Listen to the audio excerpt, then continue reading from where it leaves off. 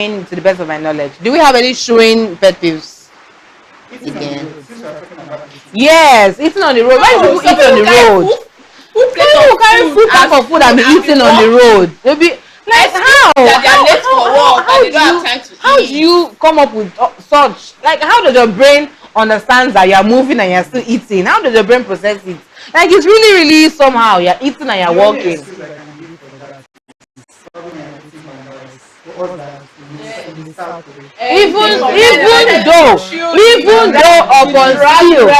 Even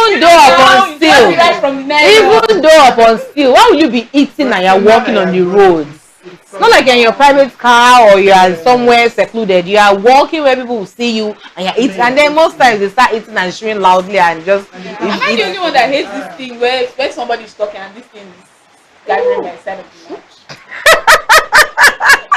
Like when you're speaking, such people, they talk too much. Actually, when you're speaking too much and then start seeing saliva at the side of their mouth. Like, what really is the problem? What really is the problem? And then for some ladies, they'll use lip gloss, and then you'll be seeing the mark of the saliva on their lips, and then they'll start having.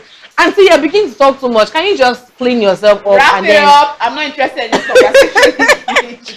Okay, we're still on pet peeves, right? Let's talk about people that pick their nose. Oh. How do you pick your nose in public? I just go inside that place. Either in the public space or the private space. Why do you pick your nose? Okay, we'll talk more on picking your nose when we come back from this really quick break. We'll be right back. Let's go on this quick break.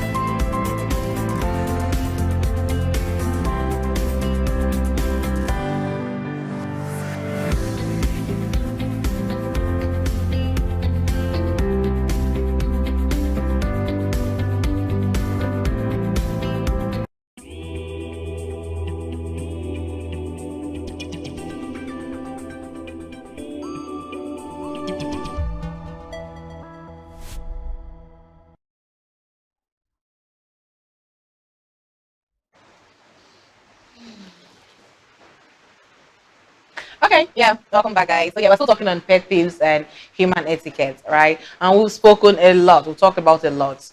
Urinating on the road, chewing loudly, talking with your mouth stuck with food, eating on the road, biting your nails, and then lastly, we're talking about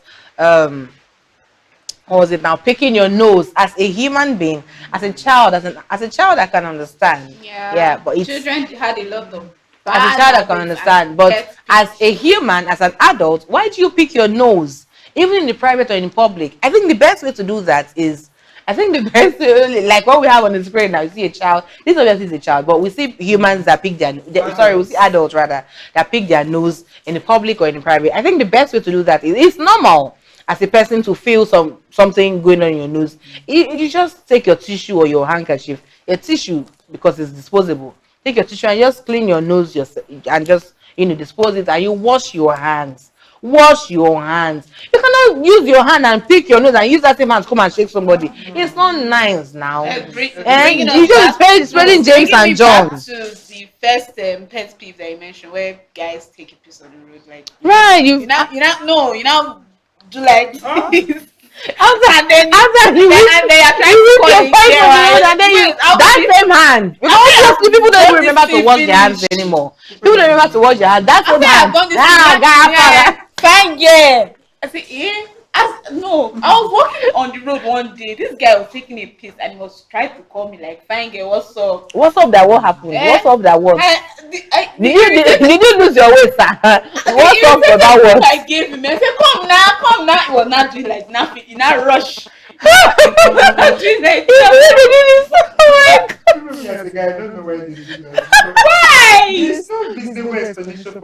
Well, I think they gotta shake off the residue so that they don't have anything left to drop on. Yeah.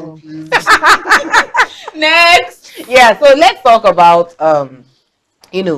sitting positions. Yeah. You can see Tejiri, she's well seated, crossing her legs, and Lekon is well seated as a guy, and then I'm well seated as a lady. For some people, for some ladies, they tell you, I'm putting on a trouser now, so I can sit anyhow I like. Some with skirts or even gowns, they tell you, oh, you're a culprit. Some with gowns and with skirts to tell you, I beg, my laps are rubbing against each other. I cannot, I'm feeling heat. I want to sit down a bit so that I can be comfortable a bit. Yeah, let breeze blow underneath. Aside your privacy, but when I'm outside, I try to control myself. It's an eyesore.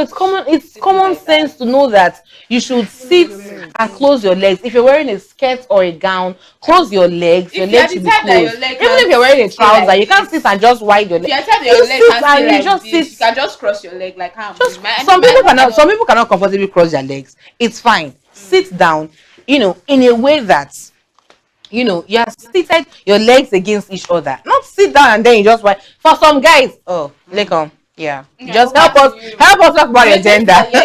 Because your gender, if we talk now, they will say we are blasting the male gender.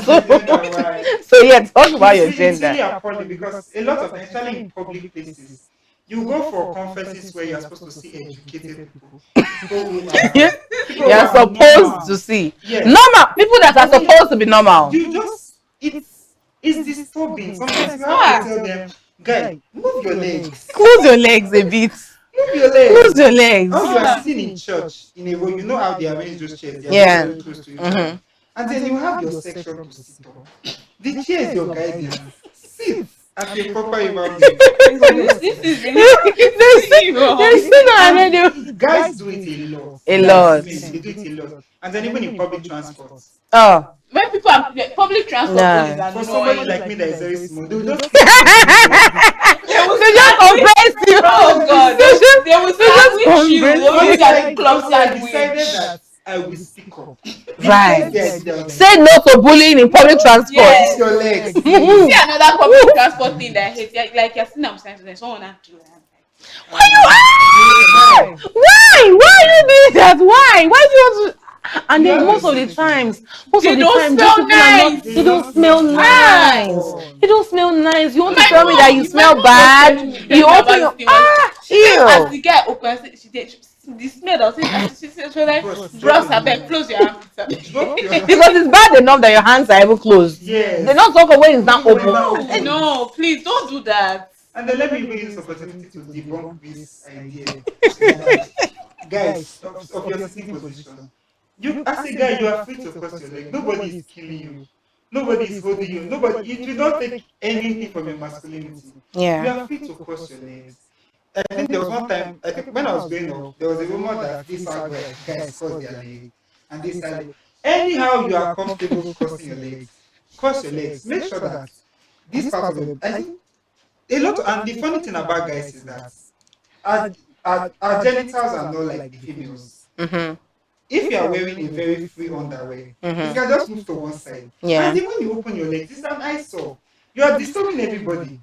You're disturbing me. You're disturbing us. There's one of my teachers. Why do we have to see that? Anytime he comes to class, that's good. Anytime he comes to class, I don't know. He's always, that thing that some guys do, that they will use their hand and pack. Some persons do it intentionally. It's a bad character. Now this man will enter inside the class with minors in the class, will now lift it up. When now put his leg on top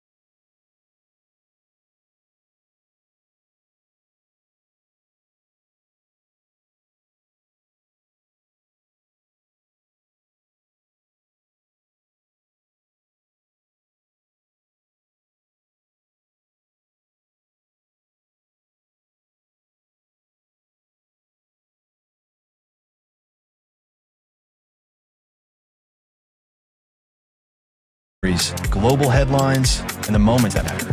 From exciting sports action to exclusive local events, we keep you connected. Celebrate our culture, people, and voices with powerful documentaries and inspiring stories. Experience premium entertainment, from trending music to urban lifestyle and beyond. Grow your spirit with life-changing messages and uplifting perspectives. Lead the way with bold conversations, fresh ideas, and thought-provoking shows. Wherever you are, whenever you want, watch TVM on all your devices. TVM, your world, your network.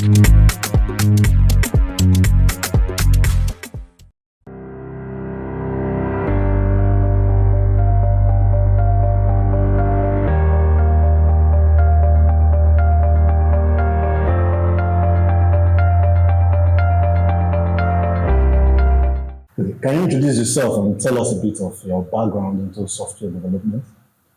Okay. My name is Paul Okodowa, and I've been working in the software industry for, say, almost a decade now, 8 years to be precise.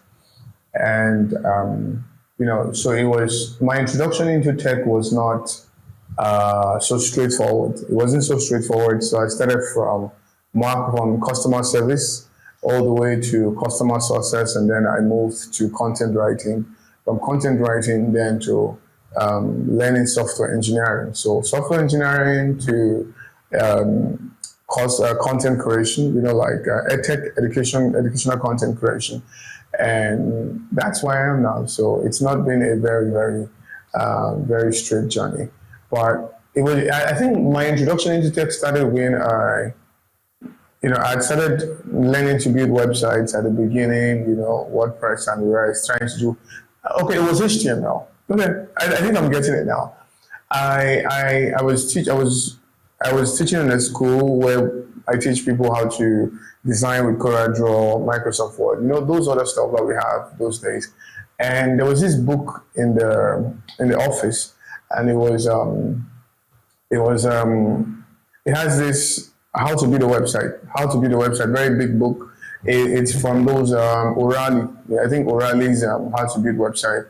And I can remember that the first website there in that book was to build a website for a football team called Carnington Cougars. That's the name of the football team. And so I was following it bit by bit, just going through the HTML bit by bit. And I kind of really got interested because it was very easy to just translate what's inside the book all the way to the PC. That was my first experience trying to build website, and then went all the way to Dreamweaver. Dreamweaver was the terrible software though. So I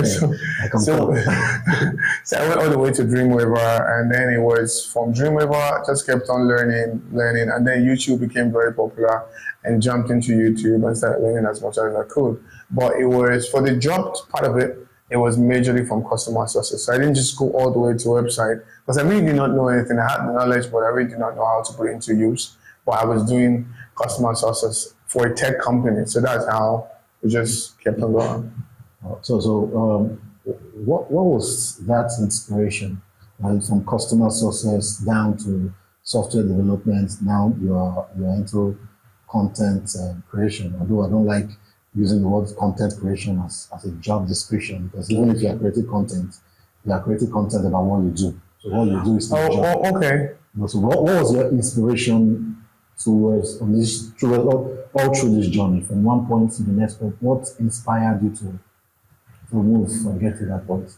Okay, so the first time I was building a website, very cheap website. Then I got that job as a customer success guy. So I was paid 35,000 a month. And you can imagine how lean that was. Mm-hmm. So I was paid 40,000, and then there was tax. There was not tax, it was insurance, I guess. And I think it was 5,000, and then it was 9,000 actually. So I was paying 5,000, my company was paying 4,000, and my take home was 30,000. But the guys those who were building software, they were earning way, way more than I was. So I was the one involved in scouting the customer, making sure the customer come do business with us. But I was earning very, very low, very, very little.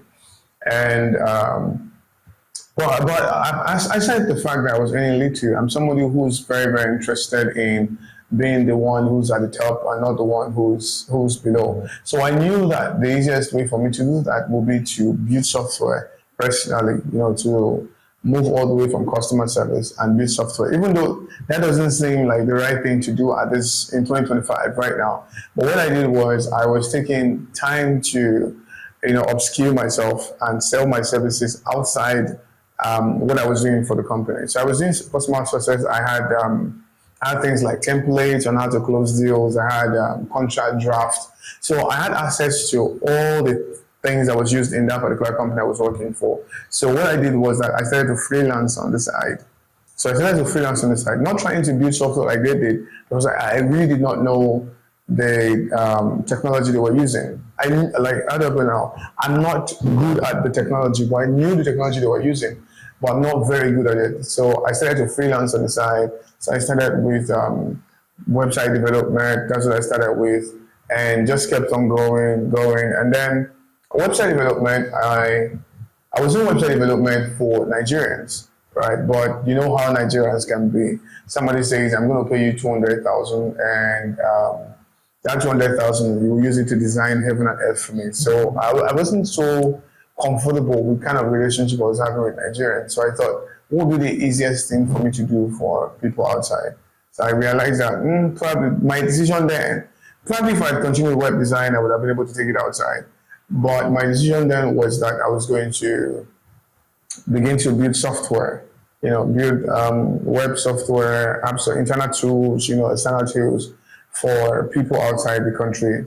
And that's just basically how I just started, building all of that. So when I say I'm a content creator, maybe that's the wrong word to use because I don't create content that makes people happy and all that stuff. So I would say that I'm a teacher. So I teach, I teach software development. Tech education. I teach software development online. That's what I do. So I don't really entertain anybody. In fact, if you're looking forward to be entertained, you won't really watch my content. You won't. All right, now down to the tech, because I understand that there are careers or skills or businesses that thrive in the right ecosystem, right? So is there a developer hub in Benin, because you are based in Benin right now? Is there kind of a group developer hub where you guys kind of share ideas or what's the word, troubleshoot problems like in Benin? Yeah. Okay. I think the good thing about being a developer is that you don't have to be in a local circle, right? It's a choice if you want to be in a local circle or if you don't want to be in a local circle. It's just a choice thing. Okay. It's not something that is very compulsory, like maybe like people who sell clothes, yams, and the rest. You don't have to. But in Benin City or Nigeria at large, they have various developer groups that you can belong to. There's a Google developer group. There is Untitled Designers. There's a whole lot of different groups that you can belong to. You just have to probably find them on LinkedIn or probably go to Eventbrite and sign up for one of their events, attend the event, and you definitely become a member or become a friend to the people who, become a friend to the persons who host those design conferences, right? But for outside, you can just really start from Google searching. So people are very, I think the tech community is one of those communities where people encourage you a lot, even though people can still discourage you a lot. Because when you see people getting a lot of results and you're not getting that result, it's discouragement. But if you're just getting started, they can really encourage you. There are tons and tons of Slack groups that you can join. There are tons of online meetups that you can do. Some persons even do morning brew, like morning coffee sections, like every Monday, every weekend. So you just join them and you get acquainted with what's happening in your industry at that time. So you could actually join as many groups as possible. So aside these internal resources, because what you just described sounds to me like resources made available by people who are in development. Sure. Now, are there other, do you think that in the government, state government, federal government have made enough resource available for young developers? And then if they haven't, what do you think is missing in the whole development system in Nigeria, developer system in Nigeria, from the perspective of the government, not within your group now? Okay, I think personally that the ecosystem in Nigeria is not thriving yet. Privately, the ecosystem is thriving a bit, but the thing is everybody is doing things in silence, secretly in their rooms. I personally have been in my room for the past 3 years just working and not really coming out. Right, but in terms of the government aspect of things, I would say a complete no. I would say no because there's a whole lot of things that is needed for a developer to thrive. If you don't have some very constant factor, you will not be able to thrive as a developer, irrespective of the part of the country that you are. For example, if you do not have light, you will not be able to thrive. It's your productivity is directly proportional to how much light time you have and how much network you have. There's sometimes I'm working personally and network just goes off. Like I can't continue. Like probably I'm on a call and the next thing I just realized that my network just dropped to 0. I can't continue with the call and the person is saying, hello, hello, hello. You just have to wait for the call to end or wait for the network to come back and then you go send an apology note. Hey, I'm sorry, it's the network. So you keep on saying that same thing multiple times, right? So I don't think that the government is providing a lot of resource for people who are working remotely or people who are in the digital space. You have to cover up so many things yourself. I did a boot camp. We had 4,000 persons in the boot camp.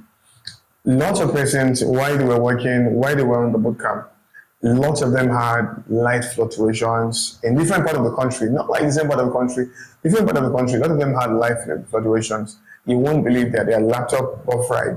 Many of them. Some of them, their transformer just went off. Wow. Their laptop got fried. So you can usually see pictures of people who say, hey, my motherboard just went bad. Why? Because light just fluctuated. There are some persons who say, I started this boot camp to learn, but in the process of this boot camp, they came and they took my transformer away. As crazy as that is, they took my transformer away and now I can't really join the boot camp. So I think there have to be adequate resources put together for people who are working remotely or who are building application, from security to light to even credit facility for you to acquire gadgets. Naira is not doing so well in the market. I remember when I started, say like 8 years ago, you could actually get a brand new PC for 90,000. That's how much I got my first brand new PC, 90,000. But now, if you want to get a brand new PC, you should be thinking like maybe 2.5 million. Exactly. So if you are a developer, irrespective of how good you are, there are some things that you will not be able to do if you do not have a very good PC that you want to use, right? So I think credit line will be a very good thing for the government to do. You borrowing money to get gadgets at 36%, it's a very, very terrible deal. At DSAG Engineering and Services, we anticipate, manage, and deliver. Since 2000, we have been a leading EPC company, ensuring customer satisfaction through quality service and timely delivery. With integrity, proficiency, and innovation at our core, we provide world-class solutions tailored to your needs. From engineering designs and construction to procurement, manpower outsourcing, and maritime supplies, DSAG delivers excellence. Partner with us today. Visit www.dsag.net or call +23 4807 254 8724. DSAG Engineering and Services. Anticipate, manage, deliver. Welcome back to the concluding part of this conversation. And before we went on that short break, Engineer Poye was telling us about the difficulty or what the government can do to make it easier. And I tend to agree with him because, these days, the tech and the media space are kind of an outlet for young people to make a living. We don't have people vying for conventional jobs anymore. People are leaning inwards towards developing their skill and making money out of it. I for one, I can attest to the fact that it costs a whole lot of money to get power for production purposes for a day, to get data for a day. So it's actually crazy, to spend 15,000, 20,000 naira a day just for fuel to power gen, because there was no national power. And meanwhile, you still pay for those. And there is one other thing too that I would like to chip into. There is also the difficulty in payments. Yeah, it's one thing I've noticed. We go through a lot in this country. Yeah. You want to buy something online outside the country, you go through hell to pay your money. It's not like you want to take somebody's money. Your own money that you have to pay for a product or pay for a software or pay for something or plugin or whatever it is, you go through hell to get it. I don't know what policy operates that, but man, it's not fair to young developers. It's not fair to young tech people. So thank you for being with us, Engineer Paul. Yeah, just want to chip in on that idea, being able to collect payment as a person. So, if you are a freelancer or you're a tech person if you're a tech person who's based in Nigeria or maybe other third world country, especially Nigeria, you will find it difficult to make payment and accept payment. I think there are a lot of policies that's making sure that these so-called big guys are able to charge directly your Nigerian card, or as long as your IP address is from Nigeria, there's just so many services that you can't really access. Just thinking of, I was going to pay for Google Cloud services just a few days ago. I tried my local card, it didn't work. I tried my foreign card, it didn't work. Tried a French card, it didn't work. It just doesn't work. This is something that if you live in the UK or you live in any other country, you're able to do this as easy as possible. But because you're in Nigeria, it's difficult. Even if you were building products in Nigeria and you're building for people who live in maybe in the UK or in the US, there is hardly any infrastructure that is based in Nigeria that you can use to charge that person. Right? You would have to rely on Amazon, or you have to rely on Stripe. You have to rely on other tools that when you charge that person, you are going to pay your tax to those other persons. I mean, recently I was taxed $33 simply because I was charging somebody penny. I mean, the amount of money I was going to charge this person is so low, and before I was able to complete that transaction, I was charged as much as $33 just to complete a very simple transaction like that. That's how hard it is for people to transfer money. So I think that's something that the government will have to look on. Else, Nigeria will not be able to compete in a global space. We'll just keep building fintech product, or we'll keep on building the same product for the same people over and over and over again, and which is very, very, very terrible, if you ask me. Aside from even expanding the tech space, I don't like using fintech because it's like fintech is the only thing we do in Nigeria. We'll come to that. Absolutely. But aside from expanding the tech space, it's taxable income that the government could actually do some. We pay tax to foreign governments simply because every day you pay tax to foreign government every day simply because of freelance. Yes, everything you do as a freelancer, you're doing it majorly in foreign currency, especially if you're somebody. Okay, let's say for example now, if you're working on Upwork, Upwork is a place where you go to bid for jobs. If you're working on Upwork, you first of all buy Upwork coins. They call it Comet. First of all, pay for that in dollars, right? And then when they give you, see how your Upwork money will go. When they give you product to work on an Upwork, I think they charge you about 30%. So that's minus 30%. Now you have your own 70%. Let's say the person is charging you $100. You're charging the person $100. Upwork take 30%, between the range of 20 to 30%, depending on how, I think 10 to 30%, depending on the price range of the project. And then that person gives you $70.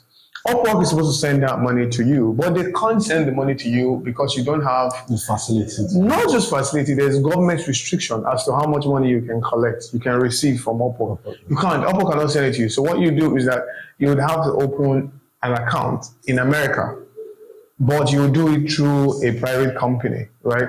Those guys, they will then charge you a particular percent for receiving that money from you first. And then let's say, for example, that the standard rate of naira is about 1,600 naira as at this point, I guess. And then they too, that same company will sell naira for you like 1,550 something naira. So for every $1 that they give you, they collect from you, they will charge you 45 naira extra after charging the percentage to collect the money from you. So you see, if you're charged, if it's 100 naira, it's $100 that they are collecting, they are processing for you to your local bank account in naira. They will charge you 45 naira times 100, depending on the rate. Sometimes it can be as much as 100 naira.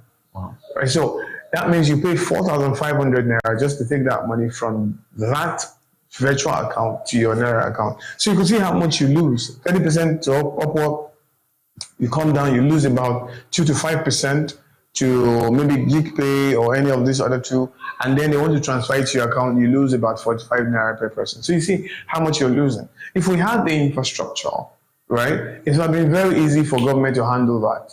Other countries are doing it. India handle their payment themselves. China does it. South Africa does it. Other countries are doing it. So I think the blockage in finance, so to say, we have the infrastructure because we were doing this before. Yeah. We had the infrastructure, but I don't know what happened. I'm not a financial expert, but I think the government just came one day and said, hey, stop it. I have my theory. I don't want to say it here because this is not the platform for it. But I have my theory. There's something I believe is the reason why, because I do pay. I remember when AliExpress was kind of getting traction. Yeah, you pay with your normal naira card. I pay with my normal naira. I used to pay card. with FCMB myself. I buy stuff from AliExpress and resell in Nigeria. All of a sudden, one government came and said, no, I don't know why. They would give you reasons for money laundering or whatever. But my thinking is you do not throw away the baby with the bathwater. Yeah, you do not stop 200 million people from receiving money from America simply because a few of them will do money laundering. 200 persons are into money laundering, right? You know, I went to, do you know the funny thing, Lawrence? The funny thing here is, because of this issue, I went to FCMB to go open a domiciliary account because they said, okay, it's a domiciliary account, it's fine. Then I happened to have courses on Skillshare. And that first time I made some money on Skillshare and it was about 72, about 100 and something US dollars like that. In order for me to, I made about 100 and something dollars. So I wanted to collect the money. I put my FCMB DOM account as the account that you send the money to. Normally, it ought to get to you as dollars, right? You know what happened? To get that money from Skillshare here, right, they had charged me about $49 already. Wow. I'm telling you, just to get the money from Skillshare's account to this account, they said 50, but they say they're dashing you. They charged me $49 US. And then when that money came, you won't believe the rest. It came as naira. FCMB said it was a mistake or something. They sent FCMB converted the money to naira for me by themselves, right? And I had to go and pick. Do you know how much got to me?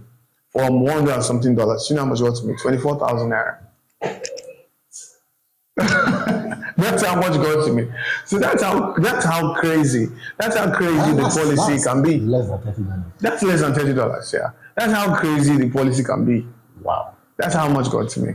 And I think at that time, dollar was about 700 or something naira. That's what got to me from changing about 130 something US dollars and sending it to Nigeria. What got to me was that price. And funny, I had to go to the bank itself to go and make sure this thing worked. FCMB said, we forgot, oh my God, we changed it. They changed it for me. They changed this thing for me. Well, we have to move on.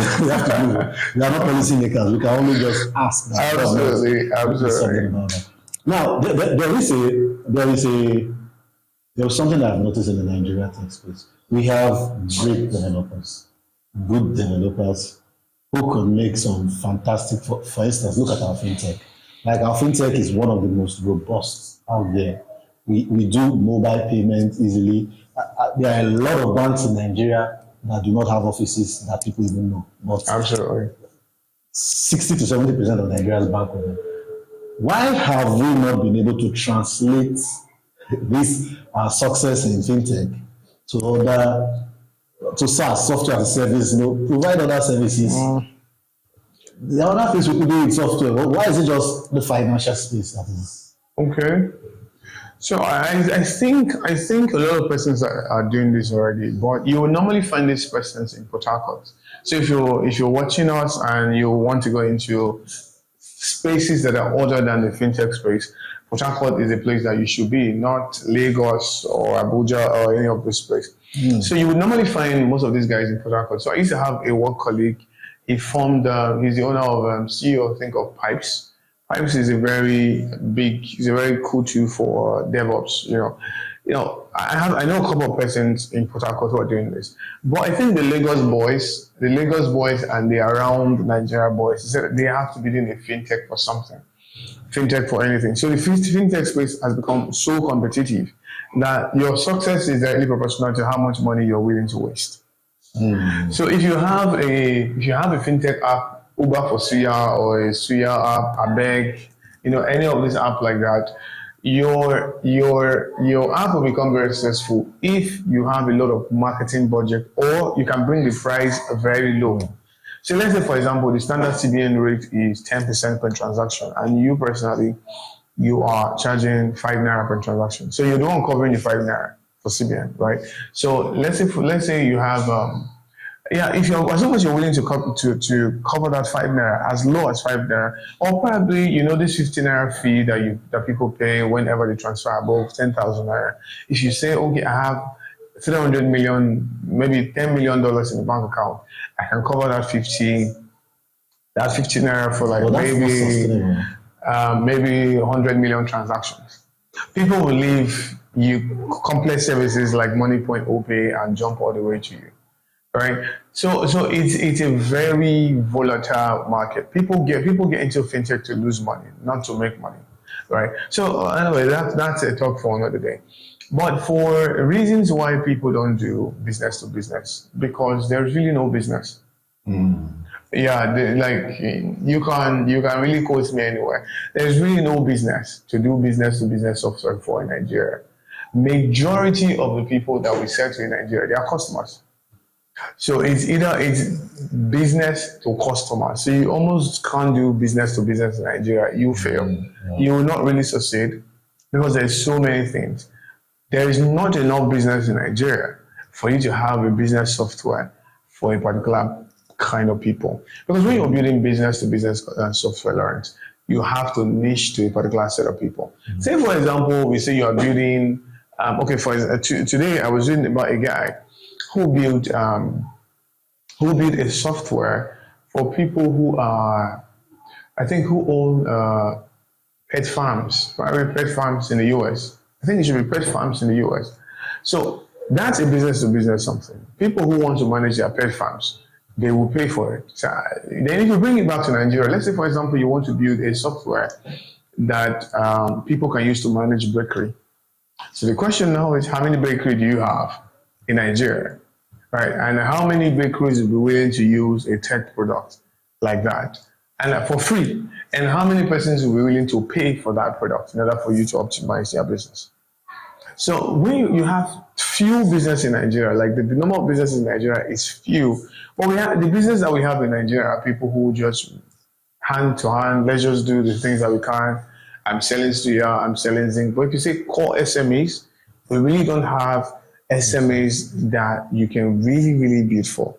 I will always say that Nigeria is the opposite of South Africa. South Africa has so many B2B products that people are saying, oh, how can we build B2C products? Nigeria has too many B2C products. Everyone is saying, we are all the business. So we don't have the market for any B2B product. And another thing is, this is the one that will break the camel's back. Nigerians don't like paying for anything, especially if it's a made in Nigerian product. Nigerians don't like paying for. If there's no white man inside, if you want to sell to a lot of Nigerians, you have to use a white guy as your advert guy. Yeah. If there's no white guy inside, if you're not saying like this product is made from China, this product is made from UK, one UK address, one American address, and lots of Nigerians don't really think that it is very, very cool, right? And Nigerians hate paying for something. Somebody made a post recently on Twitter, and the person said that Instagram, they're charging about 2,400 naira a year for premium. I think they were doing it on promo or something. Do you know what Nigerian said, Lawrence? They said, don't worry, don't pay. Don't pay. I have a cheat that will enable you to have it for 2,400. This is less than that's like 2,000 a month. That's like 200 naira a month. 200 naira a month. Yeah, that's 200 naira. Yes, and that's $1.50 or something a year.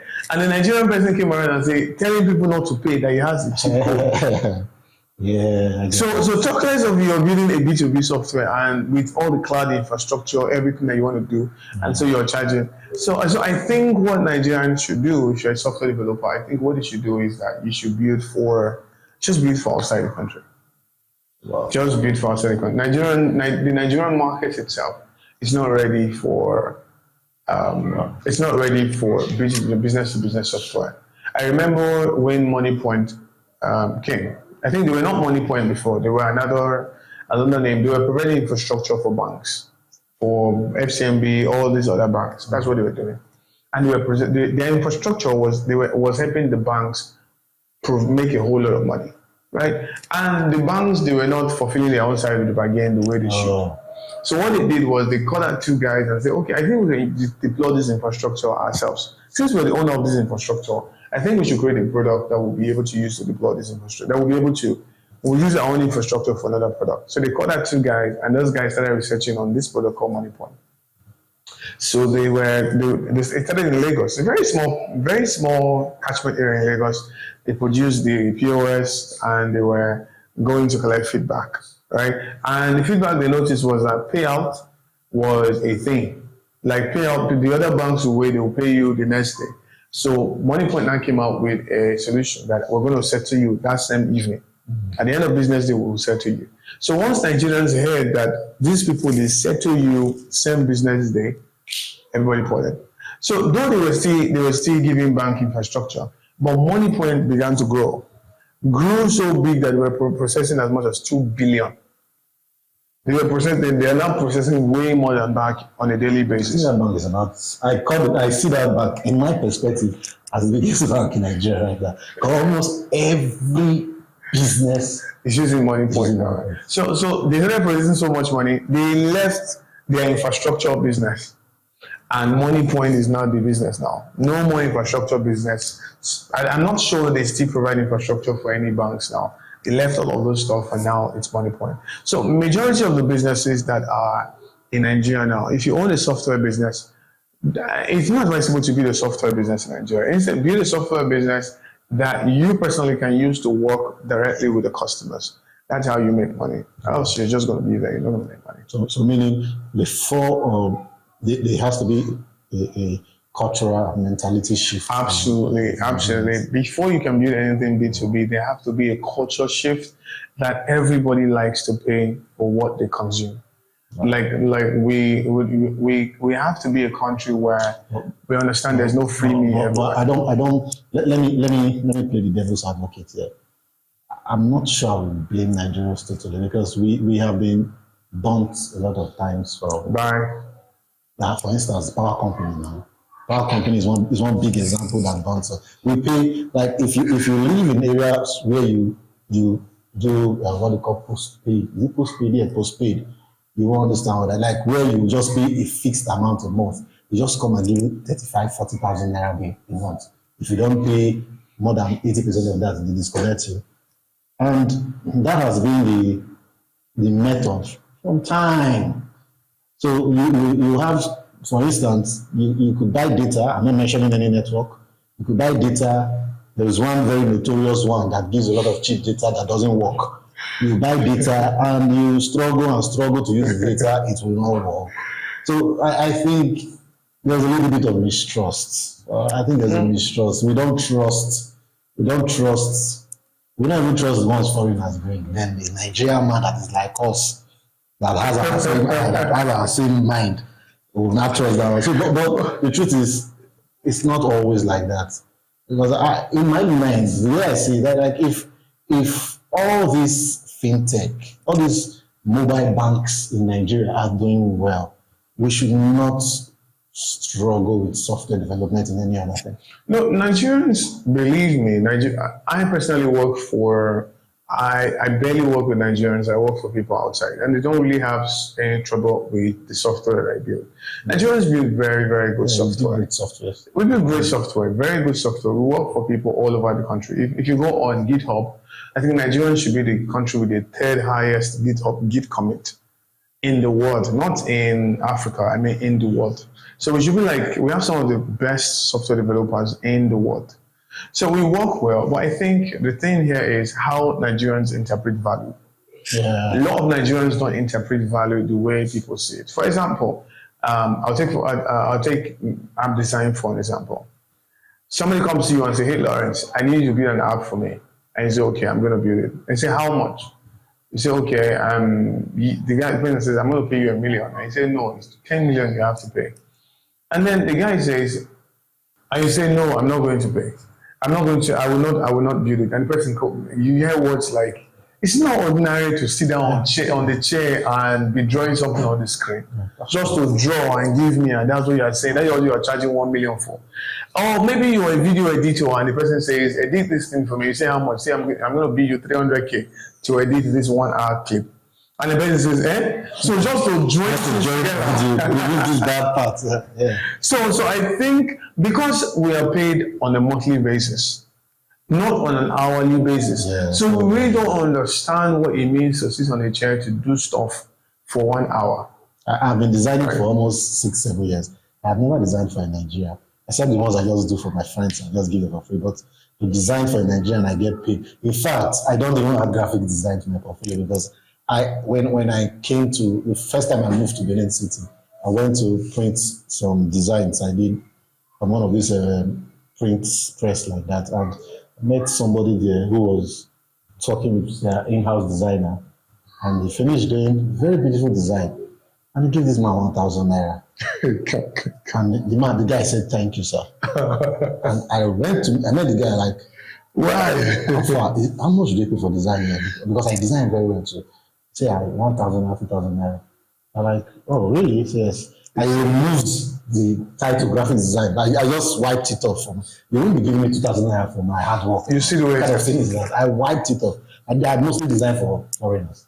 So we have to be able to interpret what value means. Yeah. So because we really don't know how to interpret value, and we do not understand what time, we don't understand the value for people and also value for time, even time as regards to our business. A Nigerian person will prefer to use a spreadsheet than to use a normal spreadsheet than to use Google Sheet or than to pay for Google Sheet. You just prefer to do it the hard way because you think, oh, I'm not sure I'm going to, I want to lose this kind of money. But we would have to be able to interpret loss and optimization. Because what all this software does is that they help you to optimize your business so you can focus on other things. But because of the way a lot of Nigerian businesses are built, they are not built for growth. They are built to just survive. So you can't be selling software to businesses that just want to survive. So, but you see the American businesses, a solopreneur can be running 3-4 businesses, right? Because he's automating them with software. And so if the person would say, okay, how much am I supposed to be paying a staff? If I'm paying a staff in America $15 per hour, and I'm paying this person 5 hours a day to do business, to do something for me, and that means this person is going to work 31 days in a month or 30 days a month, is it not better for me to just buy software, pay $100 a month, that will automate everything that this other person would do? So that means instead of paying 5 times 8 is about 40, 40 times 30 is about 1,200. Instead of paying $200 a month, it would be a lot better for me to pay $100 a month to a software that will optimize everything that person is supposed to do. I will just sit down on my chair, take 1 hour, or pay a developer 1 hour who will set up this thing for me, and for the rest of the month, it just runs. Well, I hope we get to that. I hope we get to that point because it's increasingly becoming, I won't want to use the word frustrating, it's painful to see. I know a lot of what softwares can do, particularly the influx of artificial intelligence that we have now. A lot of my productions now I do with artificial intelligence. I pay for them. and it's made my job easier. I do not have to get a whole lot of people to work for me anymore. Kind of makes things easier, even in terms of even things when you're developing a plan, developing a structure. Yeah. So all those things come in handy. I think as Nigerians, we should start doing better to understand value, appreciate value, and at least pay the right price for value. So I think we have covered everything that we have to cover on time for this episode will take us. I would have loved to ask Engineer Paul if he has advice for any upcoming developer, but if you ask me, he has thrown nuggets all through our conversation for upcoming developer. If you are developing right now in Nigeria, he said, try and look for clients outside the country. Absolutely. Just try and look for so you survive, because it's not cheap. Absolutely. It is not cheap to run your business. Yeah, it's not cheap to run your business here. So you try and look for clients outside the country. Then if you are a policymaker in this government, let's be fair to Nigerian youths. They are the future of this country. If you want to be honest with yourself and you want to know how Nigeria will be when you leave, try to extrapolate 20 to 30 years time. The only type of people in Nigeria are people like you, who all they know is politics. How would Nigeria be? If 90% of Nigerians are politicians, how would the country be? So if you're a politician or a policymaker, think like that. Regardless of how beautiful politics is now, you still need the software developers. You still need the media technologists. You still need the bankers. You still need teachers. A lot of government schools now, that's the topic for radio, a lot of government schools now are filled up with old teachers. And I keep asking myself, by the time all these people retire, who is going to be teaching? You still need teachers. You still need your drivers. You still need all these people. And if you keep making the environment uncomfortable for them, they start looking for resource outside. And before you know, they'll leave you alone in the country.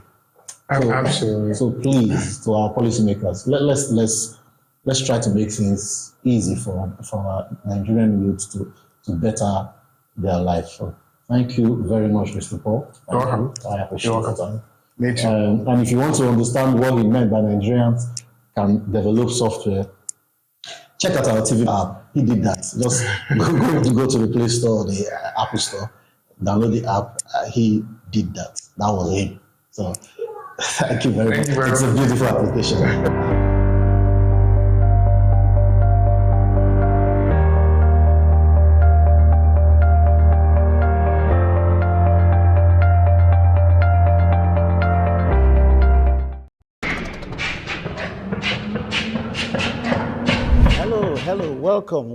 Welcome to today's broadcast, and I'm so excited to have you here today, all our men from all around the world, on today's episode on Men's Workroom.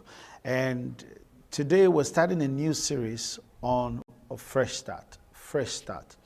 I want to say a very big welcome to every one of you from all around the world who watch this broadcast from time to time. It's a weekly broadcast. Men's Workroom is a weekly broadcast where we share things that will benefit men in order for them to be able to move their lives forward.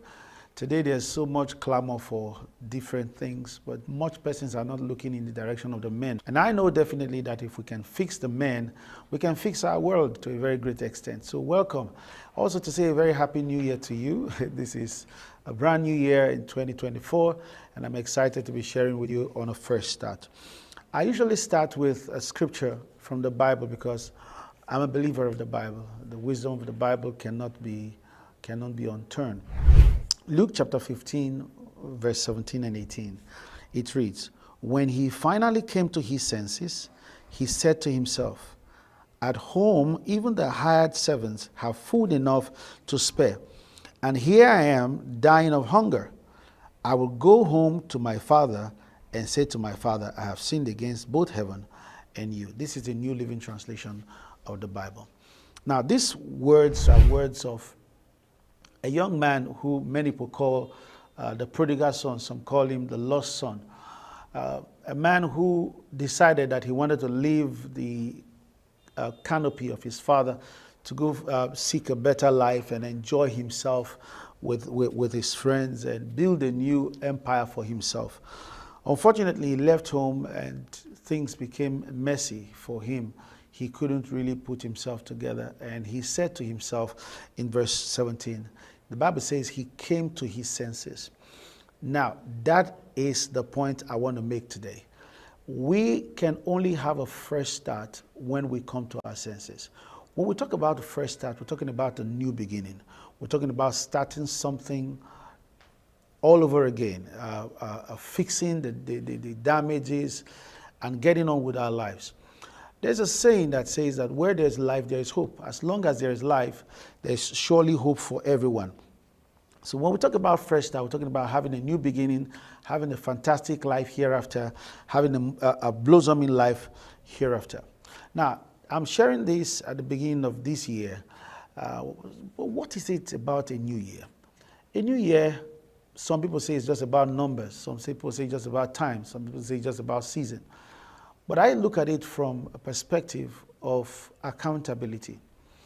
A new year talks about us having a sense of accountability to have a retrospect on how we have lived our lives, in looking at the kind of future we want for ourselves, where we are on that journey, and how we hope to make progress victoriously. When we're looking at a new year, we're looking at a new opportunity to have a new start, a fresh start, to begin again, to take account of our life, do a personal audit of our times and everything, and then start positioning to move our lives forward.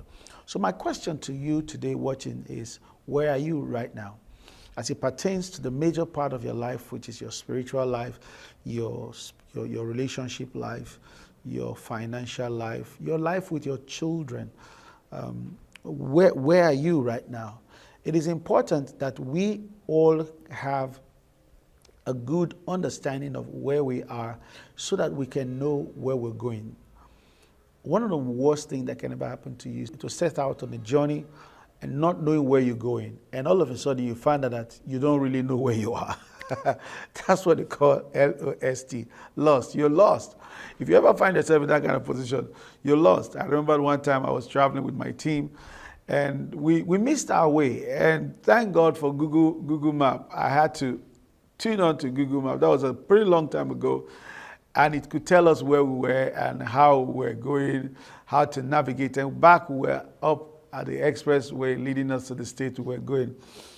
You don't want to be in such position because you could just be burning your gas. It's just like a pilot losing his compass up in the air. Everybody's going down except a miracle happens. So where are you right now as it pertains to your relationship, your finances, your relationship with God, your spirituality, your relationship with your children? Where can you say you are right now? Now, if you cannot tell, then you're in trouble. But that's why we're here. We're here to help you find your path and set out on a new journey because you need to succeed. I know people call your name sometimes and they praise you, they call you a champion, but only you can tell if you're truly a champion or not. Because our sense of acceptance of the praises men give to us can, in our own head, will only be compared to the kind of destiny we want. If we are not seeing ourselves making progress in the kind of destiny we want, whatever people are saying will not make sense to us. That's what they call inner satisfaction. Inner satisfaction. People can be singing your name, singing praise of you, but if you are not on that track for the kind of future you want, you need to stop. I mean, you need to stop right there and start thinking in order to be able to face the right direction. So we all need to get it. We all need to get it right. Like the prodigal son, the Bible says he came to his senses to make new strides. That's what you need to do in your business, in your family, whatever it is that you need to work on, you need to set out. You might say, oh, man of God, you do not understand, or Pastor Victor, you do not understand. I've been burnt in business. I'm stranded. I'm broke. You see, let me tell you one truth.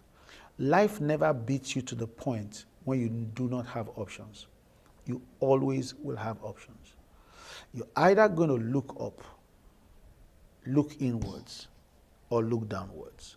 Look up, look inwards, or look downwards, or look downwards. If you look downwards, you're dead. If you look upward, you always find help. If you look inwards, it's not every time you find help. You only can find help inwards when there is flow from the upwards. So it is very, very important. So in looking at this, I need you to do this for yourself very quickly. Take a pen. Write down where you want to go. And trace it like a graph back to where you are. How far are you from where you're going? Are you even on track? It is very important that you do that. When that guy in the scripture we read found out that he was eating with pigs and swines, and he couldn't even find, because the pigs ate everything up, he said to himself, I still got something. Every chess player knows this, that you must have a secret move in order to win every game. So what is that secret code you have? You might not have thought of it, but if you take a pen now, you can write down. What is that one thing that you need to do that can put you back in track? As it pertains to your relationship, your finances, your spirituality, your life with your children. What is that one thing you need to do? You are never really left without an option. If you start writing down, you will find out. For this guy, it was his relationship with his father. He knew if he could find a place in his father's heart, even if not as a son anymore, even as servant, he will have food. He will have pleasure. He will have satisfaction, at least to a reasonable degree. We all know the story. The father accepted him, he was restored, he got the kind of ring he never got before, and life became better for him. We are only hopeless when we sign in for hopelessness. So when you're done writing that, I'll tell you, get started. Even if it is a relationship, even if it is a phone call you need to make, even if it's somebody you need to get back to, if it's a course you need to take, you need to do that right now. Now, we only can complain when we have done everything we know to do. Until you've done everything you know to do, you don't need to complain. The time to move is now. Don't forget, parties are organized by people for people. If you want to make progress, if you want to succeed this year, you need a fresh start. Write down the things you're not doing well. Write down the things that you ought to be doing well. Then write out the moves you need to make in order to get there, and then you will succeed. I guarantee you all of this, that as long as God is on your side, you're going to win. Though your business might have been down, you're going to rise up again. Though your relationship might be at the verge of being broken, you're going to rise up again. You might have lost confidence with your children, you're going to rise up again. God is on your side. As long as there's life, there's hope. You can have a fresh start. Congratulations. Now, when you're done writing these things, I'm going to be seeing you in the next class next week. You're on the winning side. My name is Victor Atenaga, and I remain your partner in life's conquest. I'll see you next week.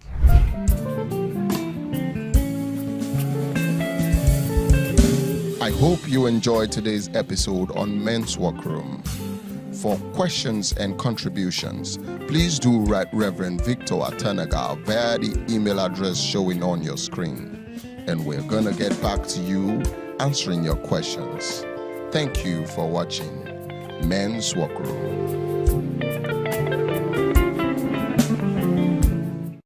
Welcome to DERSAG Engineering and Services Limited. We hold several specialized permits with the Department of Petroleum Resources, are accredited with service and product codes by NIPEX, certified by Dun & Bradstreet, and proudly ISO 9001:2015 certified. Our areas of expertise cut across critical sectors, including manpower sourcing and supply, engineering services, construction and fabrication works, specialized procurement and supply, operations and maintenance services, and integrated marine services, delivering supply boats, crew boats, tugboats, barges, houseboats, and speed boats. At DERSAG Engineering, we are committed to quality, safety, and timely delivery, ensuring that every project meets and exceeds expectations. DESAG Engineering and Services Limited, your trusted partner in delivering world-class engineering and energy solutions. This is TVM. TVM delivers breaking stories, global headlines, and the moments that matter. From exciting sports action to exclusive local events, we keep you connected. Celebrate our culture, people, and voices with powerful documentaries and inspiring stories. Experience premium entertainment, from trending music to urban lifestyle and beyond. Grow your spirit with life-changing messages and uplifting perspectives. Lead the way with bold conversations, fresh ideas, and thought-provoking shows. Wherever you are, whenever you want, watch TVM on all your devices. TVM, your world, your network.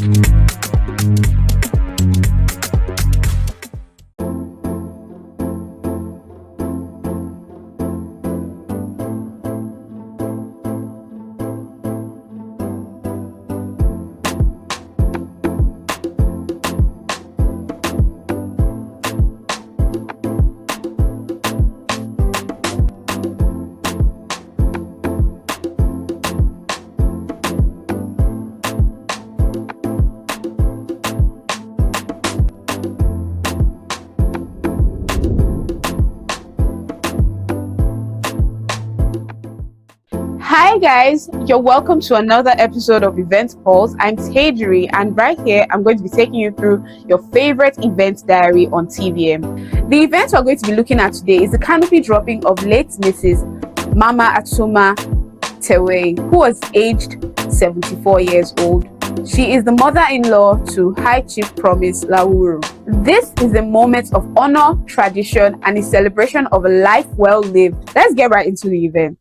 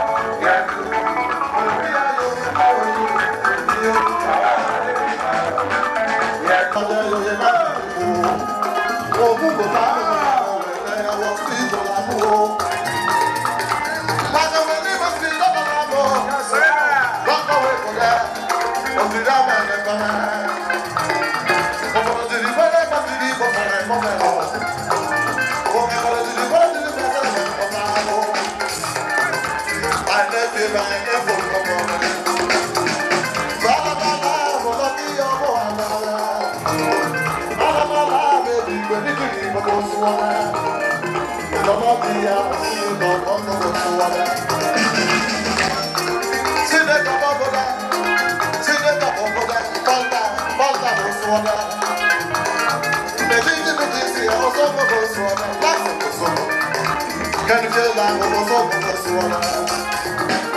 if I don't so love you,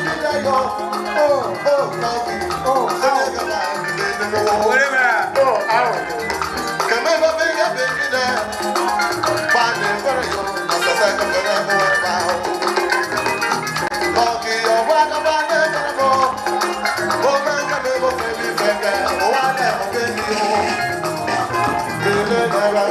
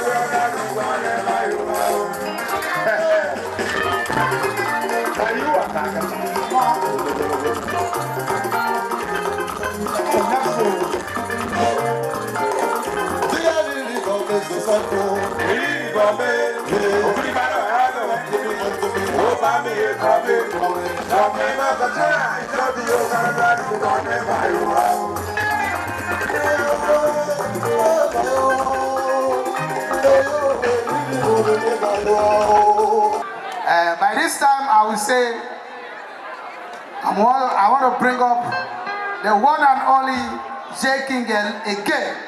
Is the one that I've been, if I would call him the OPO of our time. Person where they try. TVM, I see you. I don't know why J King they call you ordinary counselor. I don't know. But Mr. Bless, I go call you down and because they sweet me. Ordinary counselor. Okay, I go pay. In the pay. Okay, no while I go pay. We are seeing me up with anybody. I know they fear I go pay. All right, ladies and gentlemen, let's have the one and only J King. Lara Potilana, if ever say the word. Oziki Potilana, if ever say the word. Everybody says, everybody says, everybody says, Mama, everybody says. The goodness of God. You see, we have fire lots of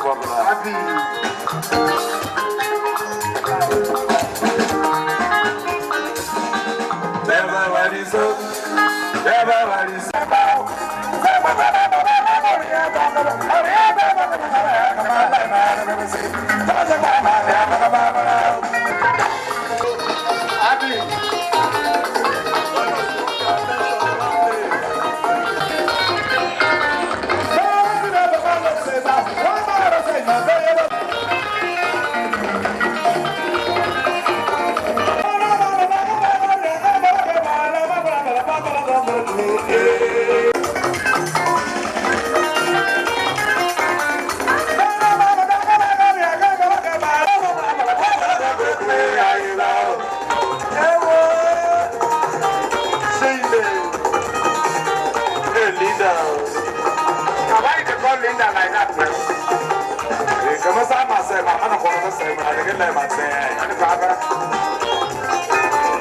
I will die for you.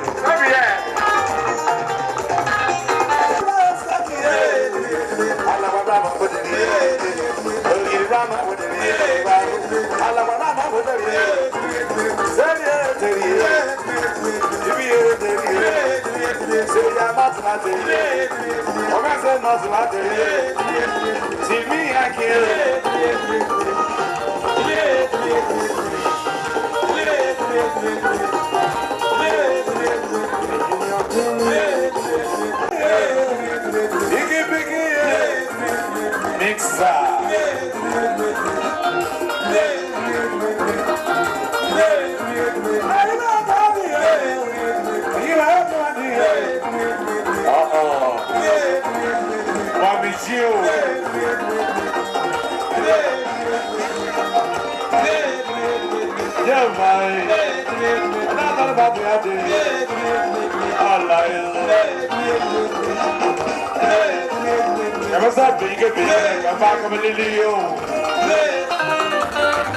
Mike in here off.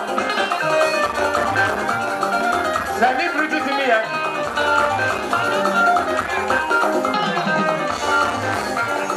Ordinary councillor.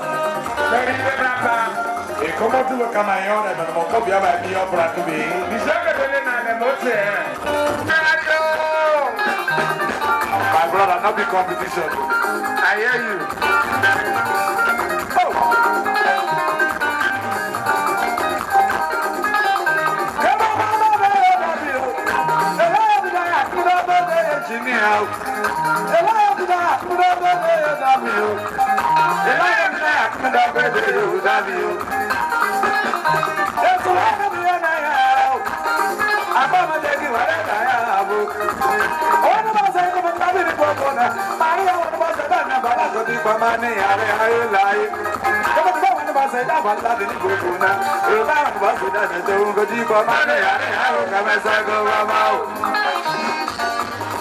ordinary councillor. E eu vou comprar um braga meu.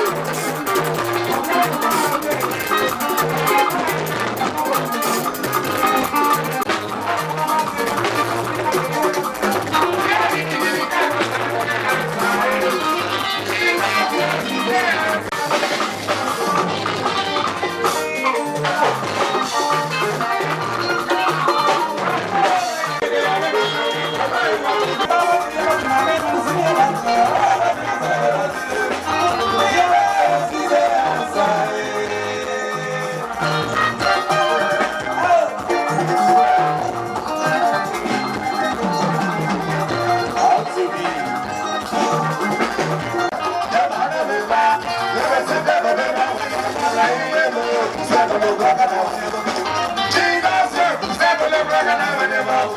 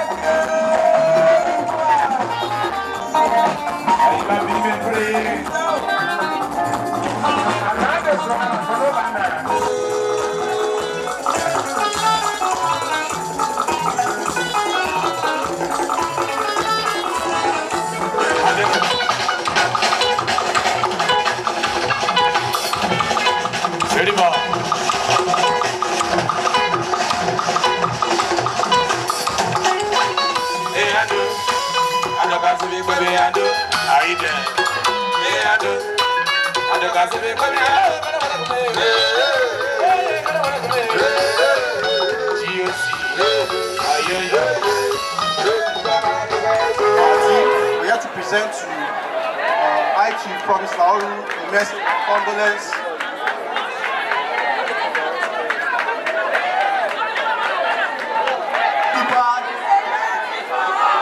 Thank you.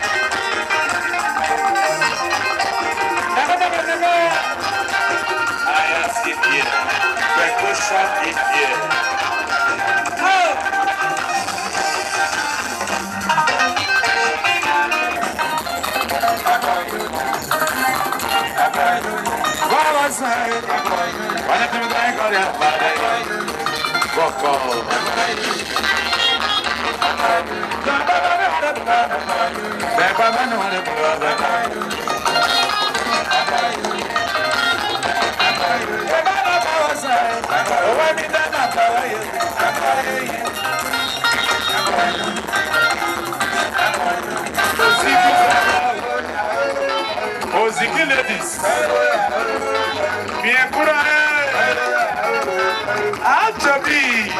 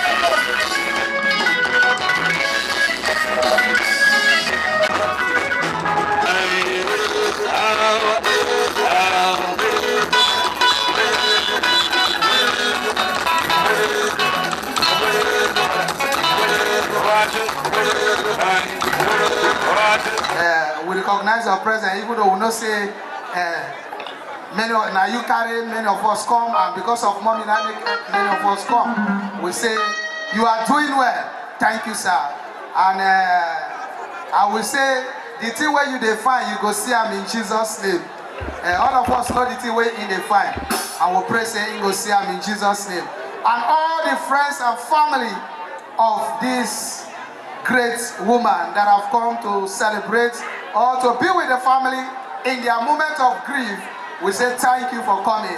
I beg, anything you see for your table, take. It come from the family hand, it come from the in-law hand. Anything where you see for table, take, so that we will rejoice together to ensure that this day goes successfully. Another portion of Simbra Hotel. Yes, Simbra Hotel. God bless you. I see you. You came in. I see you. God bless you. Thank you for coming. Mr. Kenneth Bia, God bless you. Active ladies of Promise Lawuru, God bless you. Thank you for coming. And all the media, as you spoke, media, I see you. And everyone.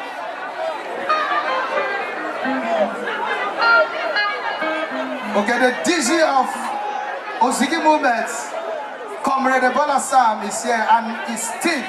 They are here active. Many people came from different places, far and near, just to be here. God bless you. From all of us at TVM, we extend our condolences to High Chief Promise Lawuru. And that's all on this episode of Event Pulse.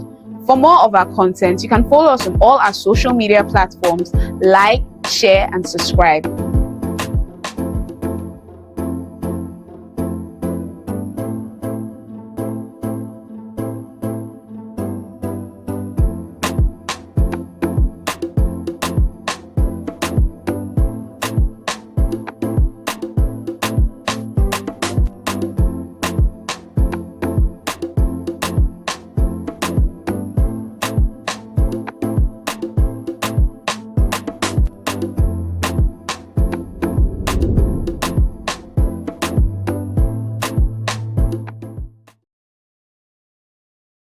This is TVM. TVM delivers breaking stories, global headlines, and the moments that matter. From exciting sports action to exclusive local events, we keep you connected. Celebrate our culture, people, and voices with powerful documentaries and inspiring stories. Experience premium entertainment, from trending music to urban lifestyle and beyond. Grow your spirit with life-changing messages and uplifting perspectives. Lead the way with bold conversations, fresh ideas, and thought-provoking shows. Wherever you are, whenever you want, watch TVM on all your devices. TVM, your world, your network.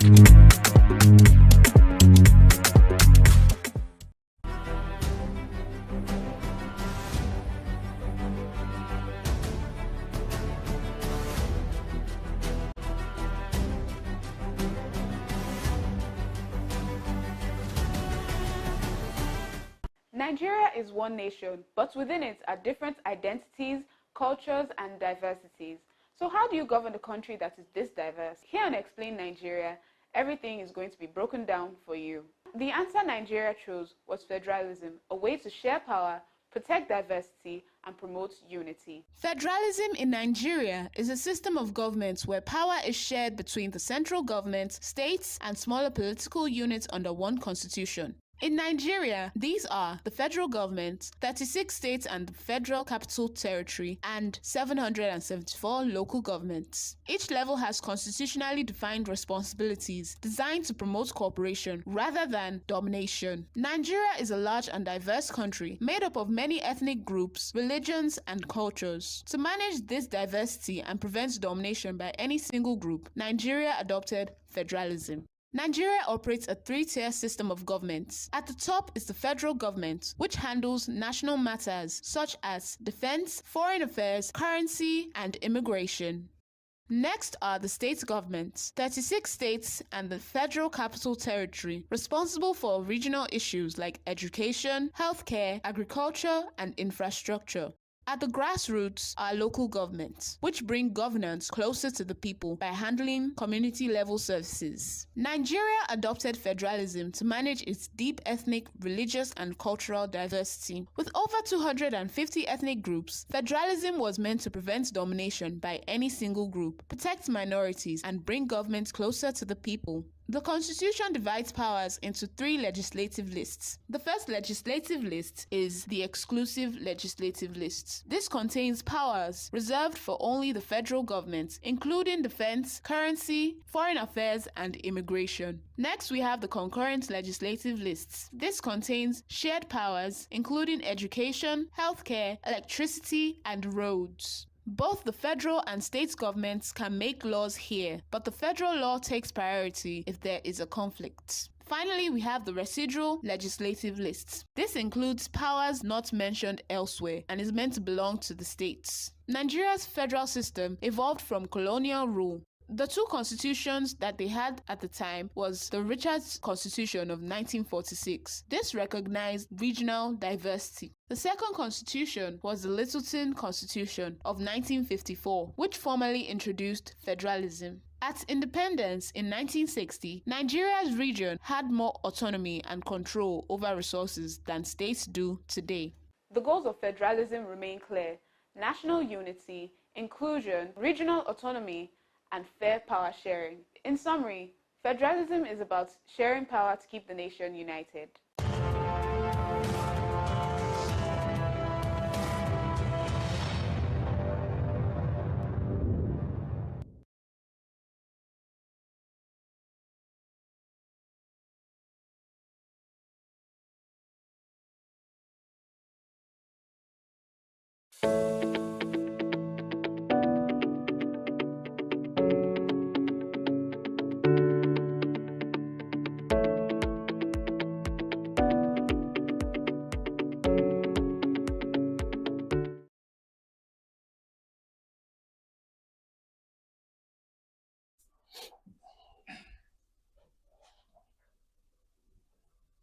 Hello, welcome to another edition of Money and Market.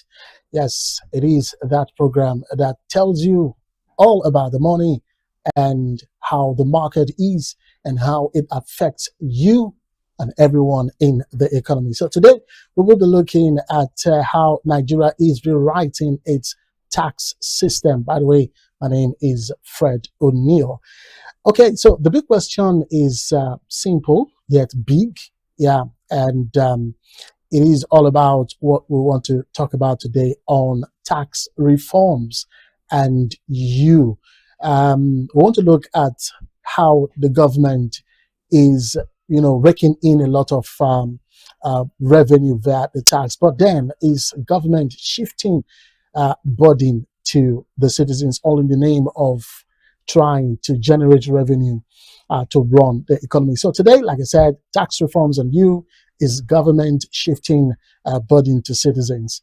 Okay, so like I said earlier on, the Nigerian government, as it were, is rewriting its tax system. Now, if you've been following, we have a new tax regime that actually kicked off some part of it in June 2025, and then in totality kicked off the first day of January 2026. So like I said earlier on, the big question, yet simple question, is, are those reforms that we now have in our tax system, are those reforms fixing the economy, or those reforms are shifting the burden to you and I?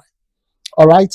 Recall that we have the VAT, the value added tax, to the income tax. We have whether it is from these taxes, the VAT and income tax, or from small businesses to everyday Nigerian or consumers. We'll break it all down here today for your listening pleasure. And of course, for you to understand, because that's what Money and Market is all about. We break things down. We don't give you all the economic jargons. We break it really, really simpler for you to understand. So let's start with the Nigerian reality. The truth of the matter is, when it comes to taxation, Nigeria has one of the lowest tax revenues in the world. Tax to GDP is approximately about 10 to 13%. Yeah. And of course, when you look at it vis-a-vis the African average, which is pegged at about 16 to 18%, you know why we are saying that. And of course, on the OECD, they have it pegged at approximately 34%. And this means one thing: the government doesn't earn enough from taxes. Let's look at the revenue structure first of all. Our first go-to graphics today. On this pie chart, you could see that oil revenue is approximately 50 to 60%. You look at this particular graph now, I mean, this pie chart, so to speak, you understand that the bulk of revenue is coming in from the oil sector. What about tax? Because that's what we're looking at today. Now, tax revenue here is approximately 30%, where the government gets its revenue from. And then the other sectors, or the other forms of revenue that is gotten by the government is just about approximately 10%. But look at it. The oil revenue is where the bulk of the oil sector, I beg your pardon, is where the bulk of the revenue is coming from, approximately 50 to 60%. Now, let's take note of some key factors here from what we've seen on the screen. Oil revenue, no doubt about it, is unstable.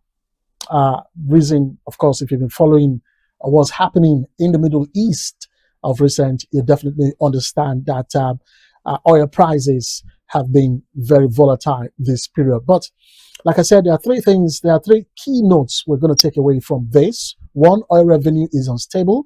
Two, when we talk about taxation, when we talk about the government, when we talk about economic structure of any given country, we'll also look at the debt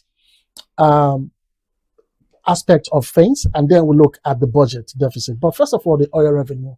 Like I said earlier on, the oil revenue is unstable. Now, due to price volatility, like I said earlier on, and not meeting, production volumes for export, this could result to oil revenue not being stable. Now, like I said earlier on, what's happening in the Middle East the Iran versus Israel war has brought about unstable prices or pricing of petrol, beg your pardon, oil across the globe. At the time it was $70. It rose to $90, $100. It went as far as $110 per barrel as we speak. So the oil pricing was really not stable. That's why we say due to price volatility. What about meeting the volume of production of oil for exportation? Because there's a benchmark from the OPEC plus how much volume countries are expected to produce and of course export. Is Nigeria meeting that volume? The answer is no. So that would definitely bring about oil revenue being unstable. Now, the second point out, the key that I talked about is debt. Now, debt is rising in Nigeria. The debt is rising as a result of borrowing. You know, if you've followed recently, I mean, if you're really in this country, which I presume you are, wherever you're watching, even if you're not in Nigeria, if you're in the diaspora, you may have been following how this government and even the previous governments or administrations have been borrowing.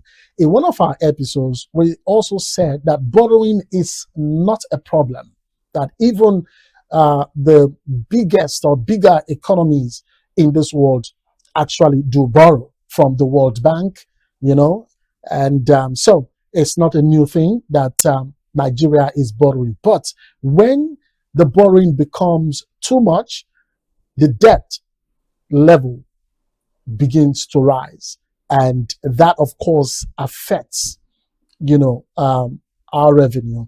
And then the third one I talked about earlier was budget deficits, which is widening by the year as government balances, because that's the reason for budget deficit. We tend to balance the budget as a result of, you know, I mean, when we borrow, okay? And that's the reason why our debt history continues to be on the rise. So as government balances the gap, so the government is turning to the most, you know, because like I said earlier on, when I started, I said, if you look at the way things are from our first graphics today, you definitely understand that Nigeria, when it comes to revenue drive, taxation is not really up there. Okay, now there are some economies out there that depend wholly on taxation. All right, let's not go into all of that. But what the government of today in Nigeria is actually doing is turning to the most reliable source of revenue. They're turning to that particular source or that particular sector as we speak. And what is that sector and who is that sector? Is you and I. That's where we're going. Let's look at the next graphics, where we talk about Nigeria versus the global tax to GDP. I want to compare Nigeria's tax to the gross domestic product in relation to the global outlook of 8. Now, Nigeria, like I said, has one of the lowest tax revenues in the world, which we just I talked about. But let's look at this slide right now. Tax to GDP from Nigeria is pegged at about 16 to 18%. Now, on the average, African average is 16 to 18% as well. For Nigeria, it is 10 to 13% as it is. The tax to GDP for Nigeria is approximately 10 to 13%, not the 16 you're seeing. It is the Africa average that you have the 16 to 18%. Now, for the OECD, for those of you who do not understand the OECD, it means Organization for Economic Cooperation and Development. It's an organization, and they pegged their own tax to GDP to approximately 34%. Now, what this exactly means is that the government doesn't earn enough from taxes. I mean, look at it, 10 to 13%, 10 to 30%. That's what tax brings to the gross domestic product in the country called Nigeria. But for the African average, you could see that even the lowest of approximation there is 16%, which even the highest of approximation for Nigeria, 13, is not even close to the African average. And then the global stage, talking about the Organization for Economic Cooperation and Development, they pegged theirs at approximately 34%. Okay, so, but what exactly has changed in this new tax system? That's what we'll be breaking down in the next segment of the Money on Market today. Like I said earlier on, this is a program that, simplifies every technicalities when it comes to economic issues out there. All right. And in case you just joined us, this is TVM. You can also access any of our content via any of the digital space you're seeing on the screen on Facebook. You can follow us on Facebook, on X, formerly Twitter, on Instagram, on Facebook, and of course on TikTok. You can send us messages as well across the WhatsApp channel. And of course, you can call in or send a text on the other number you are seeing on your screen.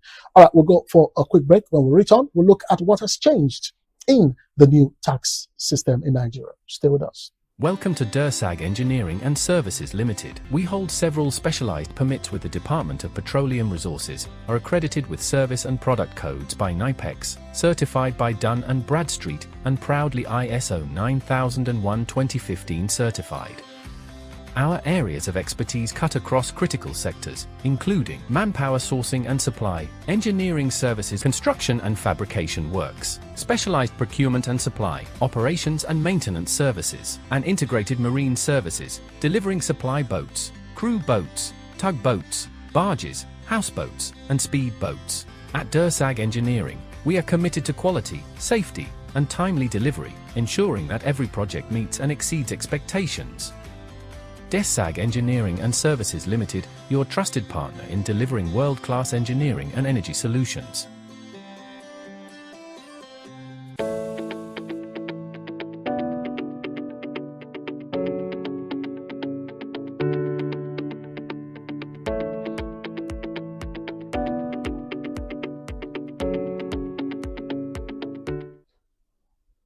All right, welcome back from that breather. And in case you just joined us, this is TVM, and of course you are watching Money and Market, and we are talking about nothing other than tax reforms. And what is the government doing? Is it that they are shifting the burden to the citizens? That's what we're looking at. Let's really look at this tax reform system. And before we went on the break, we're saying that what exactly has changed in this new tax reform system. There was a regime, a former tax system, and we now have a new system. So what has really changed in this tax reform system? This is the month of, this is more or less like the 4th month of the year 2026. And fully, the new tax regime has begun from the 1st of January. So we can now say, we can be able to say this is what has changed or this is not what has changed. All right, so what has changed? What has changed? That's a question. Nigeria's tax reform, we're going to break it really simple for you to understand, because this is one topic, one subject matter that, many Nigerians still do not understand. So we're doing our best to let you understand the different sections, the different angles. And like I said in one of our episodes, that is what we will be doing. We'll just be picking some key areas of the tax reforms and talk about it. But for today, well, let's just look at whether the government is shifting the burden of making money or going for revenue drive. Is it basically that the government is now shifting the burden on Nigerians to get revenue? All right. So the Nigeria's tax reforms are the biggest overhaul in decades. I mean, what the President Bola Tinubu has brought onto the fore, it is one of the biggest overhaul in the taxation regime. Let's look at the key changes and we explain. One, we have fewer taxes. Two, we have income tax relief. Three, we have VAT structure. Four, we have expansion. Yeah, we have expansion of tax net. So these are the areas that we're going to be looking at quickly. Let's start from the first key changes. One of the key changes, the first one, fewer taxes. Now, back before this new regime of taxation came into play, we had over 60 taxes, that were in existence. Let me use that word. You know, like I said, I want to break it down. Now, what we have today, that's the key changes. We're looking at the difference now. What we have today is less than 10 taxes. So you can see the whooping difference there.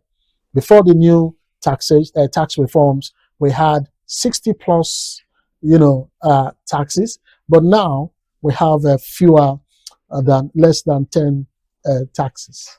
You understand? So back before this new tax reform, we had compliance issue.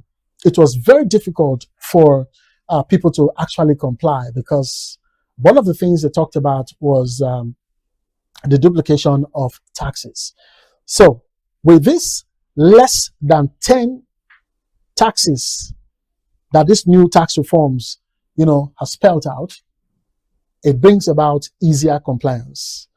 All right, let's go to our second key change, income tax relief. Now, we were told, or the tax reform says, that if you earn below 800,000 naira per annum, that is, if you put together your earnings in a year is about 800,000 or less in naira, you will have tax relief. Zero tax relief will come your way. And now this is especially for low income earners, okay? So if you are in this bracket of being a low income earner and you receive 800,000 naira or less in a year put together, then you will not pay tax. That is one of the key changes. Now, let's go to the next key change. The next key change is the VAT structure. Okay, so currently, the VAT, that is the value added tax, is put at 7.5%. But we are told that there will be a gradual increase in the nearest future because it is proposed that definitely there will be a gradual increase in the nearest future. But how was it in the past? The VAT was higher than 7.5%. So could we now say that this is on the positive? But if we say it's on the positive, we are also told that there's a proposal that there will be gradual increase in the nearest future. And then the last key change in this particular tax reform, expansion of tax net. Expansion of tax net. Now, this can be seen in different sectors. How will I put it? Sub-heading. One of them is on digital income, where we have those who make money through the internet or digitally, so to speak. We'll find time to explain all of this, don't worry.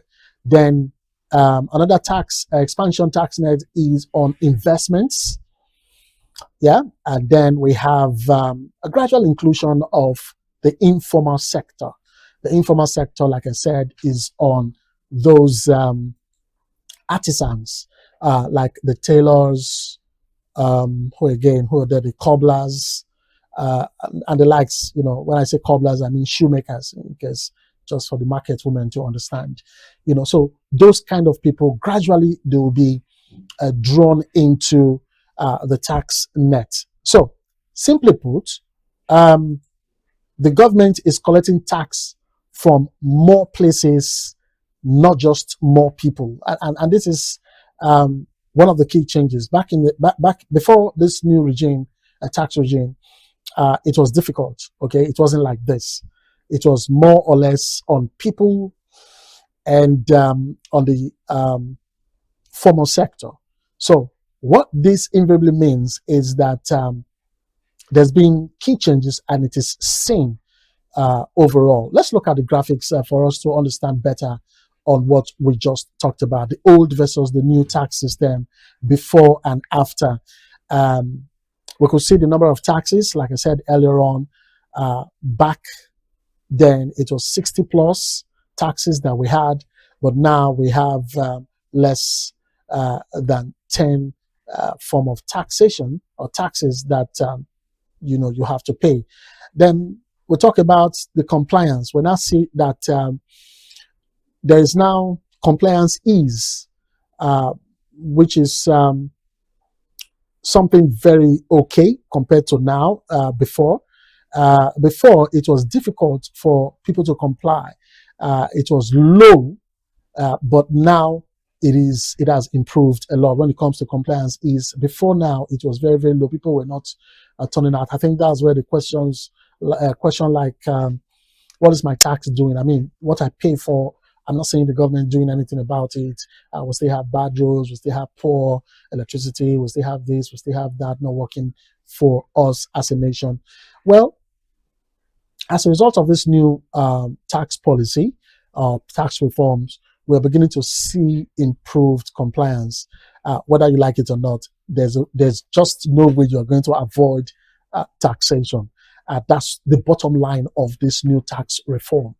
All right. We also look at the tax base. Before, it was narrow. I mean, like I said earlier on, it wasn't widened. It wasn't expansive. It was more or less like these big firms or corporations and some individuals, especially workers, okay, that are earning salaries and all of that. Because the truth of the matter was majority of the people or entities that were supposed to be paying their taxes were evading taxes as well. So that was what was happening. So the tax base was very narrow, as a result of this, but now is expanding. We're beginning to see monies trickling in as revenue for the government. What about the tax to the gross domestic product, tax to GDP? Before, it was approximately 10%, but it has slightly increased to approximately 13.5%. So this is how Nigeria is moving from, or has moved from, more than 60 taxes to a now simplified system of less than 10 taxes, but expands who pays, because back then it was just narrow, but now we have a lot of entities or people or corporations or businesses going into the bracket of who actually is paying taxes. So the reform, this tax reform, is not just about reducing taxes, because that's what some people are thinking, that this new taxation is supposed to reduce the value or the volume of taxes. No, it's not about that. It's about restructuring who is actually inside this tax net, as in those who are really, really qualified to pay taxes in Nigeria. So now comes another question that we will have to look into. Who actually feels the impact? I mean, when it comes to, okay, now we're beginning to progress from this is how the government's revenue is, how poor it is, especially when it comes to taxation. Now they're trying to improve on that. Let's not depend on oil, because recently the oil issue has been very, very unstable, volatile. And if we keep depending on the oil, we just might start, keep on borrowing and all of that, which we've seen governments do or did, the past ones and even the present. And so one other way for the government not to rely so much on borrowing and, of course, helping the budget deficit is through taxation. And that's what they are always saying, is through taxation. So now that they have brought these new tax reforms into place, who feels the impact? Who? That's what we'll be looking at in the next segment as we progress in our discussion today. By the way, before we go on the break, I want to say use this opportunity to speak to you listening or watching us wherever, that Money on Market is open for sponsorship. You can place your adverts and you can sponsor it as well. We're talking about Money on Market, and yes, you individuals or corporate bodies watching wherever, go speak to whoever is watching, go speak to any corporate bodies, or if you're in a corporation, speak to them to sponsor a Money at Market, and of course place your adverts or advertorials here in this program. All you need to do is get in touch with us via any of these that you're seeing on your screen right now. All right, we'll go on a quick break. When we return, we'll be looking at who really pays. Who really pays? Stay with us. Welcome to DERSAG Engineering and Services Limited. We hold several specialized permits with the Department of Petroleum Resources, are accredited with service and product codes by NIPEX, certified by Dun & Bradstreet, and proudly ISO 9001:2015 certified. Our areas of expertise cut across critical sectors, including manpower sourcing and supply, engineering services, construction and fabrication works, specialized procurement and supply, operations and maintenance services, and integrated marine services, delivering supply boats, crew boats, tugboats, barges, houseboats, and speed boats. At DERSAG Engineering, we are committed to quality, safety, and timely delivery, ensuring that every project meets and exceeds expectations. DERSAG Engineering and Services Limited, your trusted partner in delivering world-class engineering and energy solutions.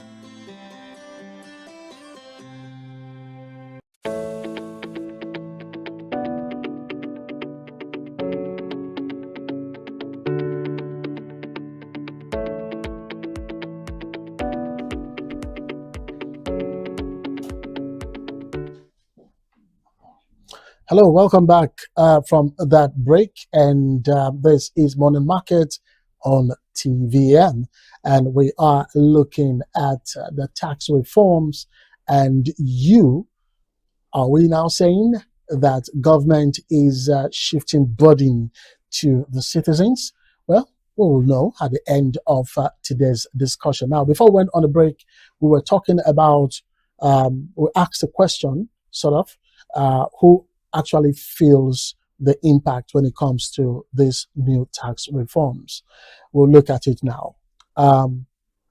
When you look at the surface of these tax reforms, you will say that on paper, the reforms tend to protect the poor.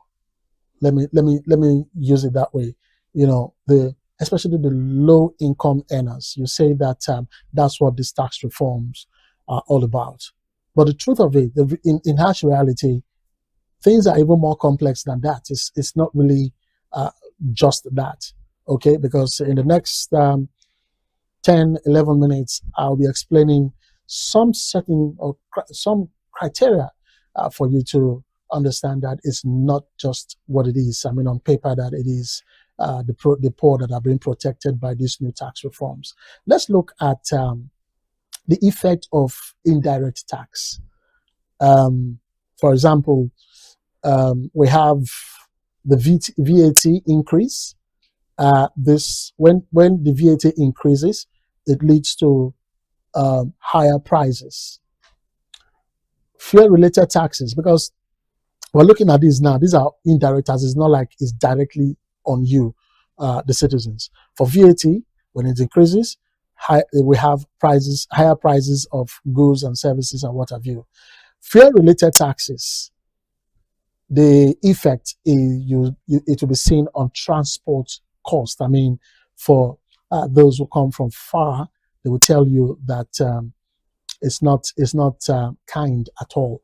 Then for businesses, the indirect tax, the effect on businesses is that they pass costs to consumers, and then the final payer of the indirect tax is definitely the citizens, you and I.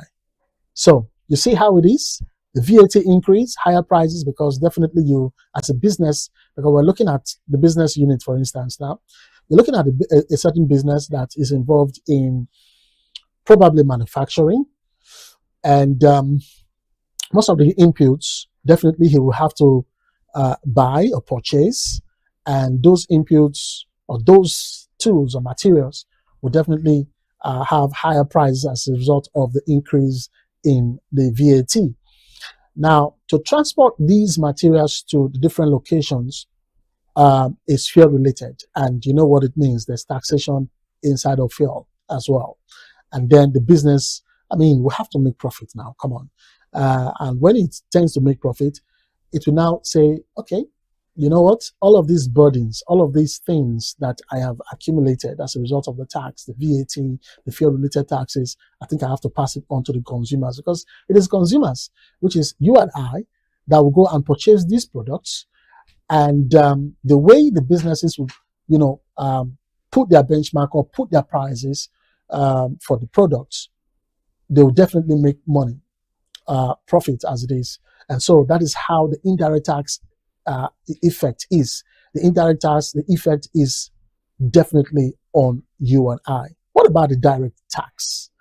Well, there is always the statement that there's a direct tax relief. But for the indirect tax relief, because I'll come back to this indirect tax and see how it works. For the direct tax relief, we said that for low income earners, they pay less tax.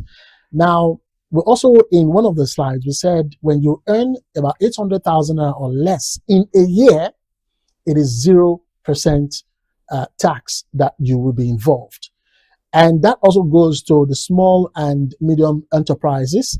They are exempted when it comes to direct tax relief. But what is the reality?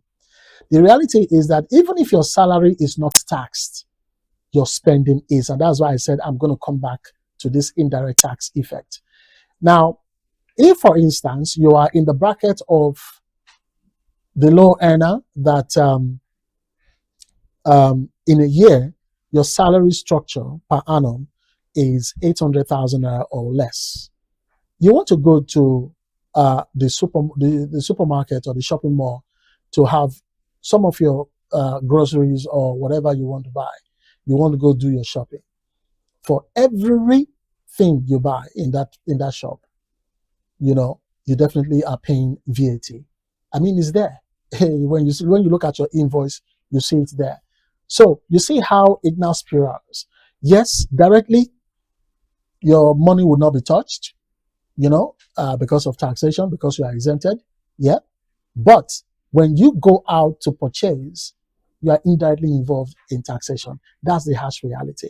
Now, let's look at the next graphics of who pays tax.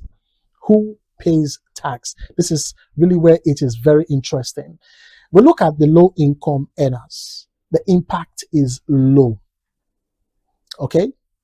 But what about the middle class? Well, this is going to be a discussion for another day. Is there anything like a middle class in Nigeria now? It's now the poor and the wealthy, or the poor and the rich. That's how the divide is right now. But let's go with what we have here.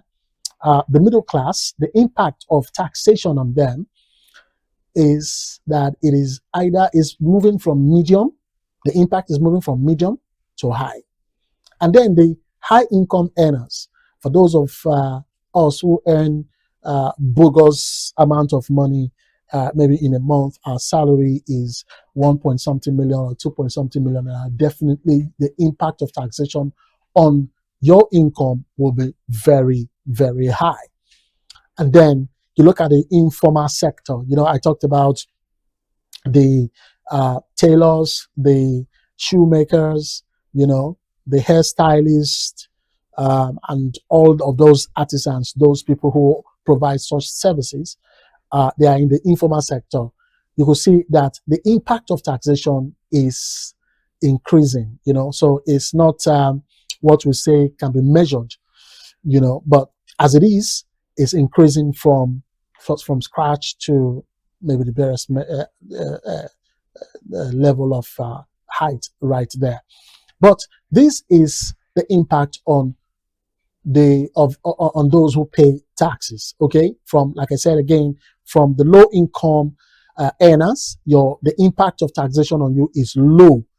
Yes, it is said that when you are in that bracket of the 800, like I said, 800,000 below, you are in that bracket of you being exempted from paying taxes, fine. But then again, when you go for shopping, this is why we say you are also impacted. When you go for your shopping, when you go to the market to buy any of these goods, you are also involved in taxation, but then it is low.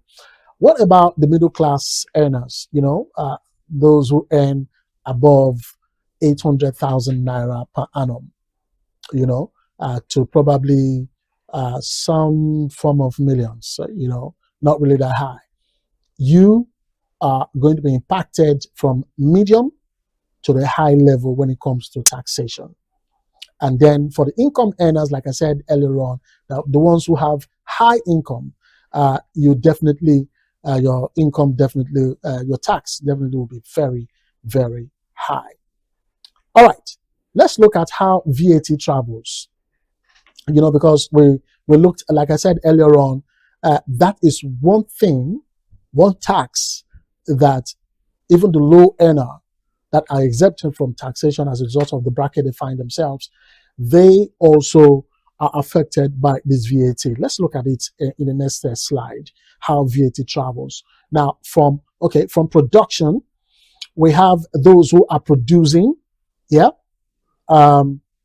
produce, and then these marketers, these small retailers, they'll go and, let me use the layman's language, they'll go and count goods from the producers, and then these retailers, they sell to the consumers, right? Now, this is how the VAT travels from the producer to the retailer, from the retailer to the consumer. And that's how the VAT travel. And that's the VAT impact flow. Once again, producer, distributor, okay? I think I missed that part earlier on. From producer to distributor, from distributor to the retailer, and then from the retailer to the consumer. Now, all these show different prices increasing at each stage. From the producer, let's say a carton of noodles. Let me just put it, I'm just saying, a carton of noodles might go for like, let's say 10,000 naira. And because it's in counting prices for the distributors, they will say instead of 10,000, let's make it 8,500. Okay. The distributors will now come and say, the things are expensive, 8,500. For me to sell to the retailer, if he wants to carry one carton of noodles, instead of the actual price that he or she bought for 8,500, he or she will now be saying for 10,000 naira. That's how I don't want to say that's how we can, but that's how we are. 10,000 naira a carton. And then the retailer will now come and see that by the time he or she calculates the number of packs that are in the carton, that at the end of the day, if he or she sells one, after the carton is exhausted, might make exactly 10,000 naira. The retailer will now change it and put a cost price for each pack that at the end of sales, after exhausting the carton, might be making like 15,000 naira. So you could see that the burden that the producer of that noodles will want to have when it comes to taxation will be retrieved, via this flow. That's the simplest way I can put it. So the tax may start with businesses, but it ends with citizens. That's the bottom line of where we are trying to go. That's where I really want you to understand. So who wins and who loses in this new system? That's what we'll talk about in the concluded part. But understand one thing very clearly, that the bottom line of all of these, especially when it comes to the VAT, yes, they said the low income earners will be exempted, especially in that bracket, or even if it's a little bit above the bracket, your tax will be low. But at the end of the day, you still see that for every time, and that's why some people are saying, it's the implication of taxes still going on, because you go to the market, especially to the shopping malls, and you are charged on VAT after buying those products. Because look, some are even being clever right now. They might not even add the VAT. They will just add, say, for instance, VAT is 0 naira. All right. But the prices of those goods, the VATs are already in them. That's how clever some of them are doing now, just to let you know that, when it comes to front desk, when it comes to you purchasing, goods and services, goods, probably, most importantly, there's no VAT. It's not like that. It's hidden. Okay, that's what I just want you to understand today. But when we come back from this break that we're about to take, we'll be looking at the winners and the losers in these tax reforms. Who wins and who loses in this new system? Stay with us.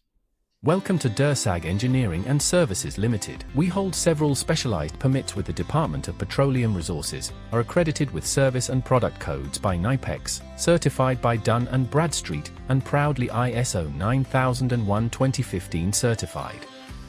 Our areas of expertise cut across critical sectors, including manpower sourcing and supply, engineering services, construction and fabrication works, specialized procurement and supply, operations and maintenance services, and integrated marine services, delivering supply boats, crew boats, tugboats, barges, houseboats, and speed boats. At DERSAG Engineering, we are committed to quality, safety, and timely delivery, ensuring that every project meets and exceeds expectations. DERSAG Engineering and Services Limited, your trusted partner in delivering world-class engineering and energy solutions.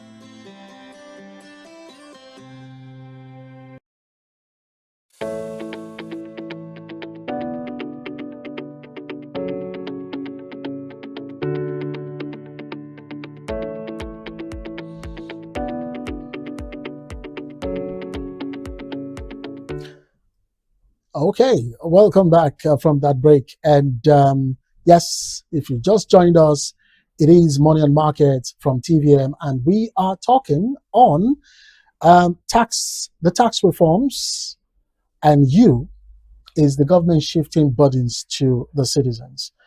All right, and yes, this is the concluded part. Before we went on break, we were asking a question: who wins and who loses in this new tax reform system?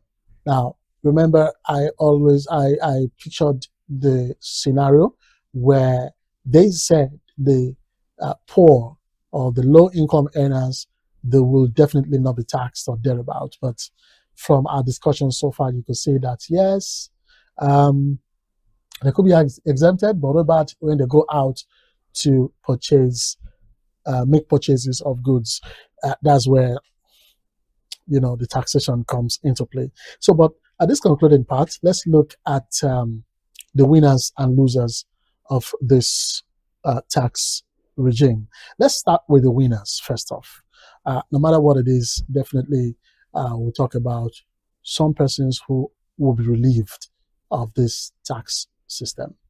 One of them is the low income earners. All right, low income earners.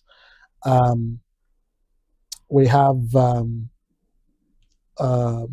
government, which has translated to more revenue for the government as a result of the taxes and the compliance, and formal businesses. These are the winners. The formal sector.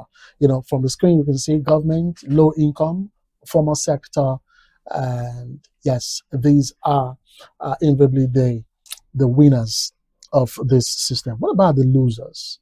We look at the middle class. Like I said, it's a discussion for another day. Do we really have a middle class in Nigeria? It's just the poor and the rich. That's how it is right now. But like I said, let's go with this. This is how we are comparing Nigeria's economy with major economies. Okay, so but for the losers, we have the middle class. We have heavy consumers. Yes, not just consumers, but heavy consumers. And then we have the informal sector, but that's going to be on a long term. Now, remember the informal sector I keep talking about, or are the artisans, the hairstylists and all of that.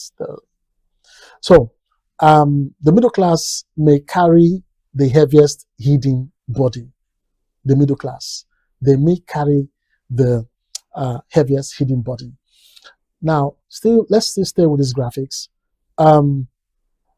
The high income earners, yes, because I know you'll be looking at it like, where is the high income earners? Now, the high income earners, when you put what they are earning vis-a-vis what the tax is saying, I think about 25% or thereabout. Can't remember the math again. You can see that even the high income earners is more or less like, is it really, am I really paying that tax? I mean, that much? You know, yes, from you that is not in that bracket, you'll be saying, these people are paying more. They're paying much more, you know, especially, what is it called again? Those formal sector, those big companies and what have you. Yes, their taxes may seem a little bit higher, but when you look at their profit margin, you'll now be saying, okay, this is not really much for them. And that's why they are in the bracket of the winners. All right. So the middle class, let's come back to these losers. The middle class are the ones who carry the heaviest hidden burden, because it's not like their salaries increase, you know, constantly or periodically, you know, in a short period of time. It's not like that.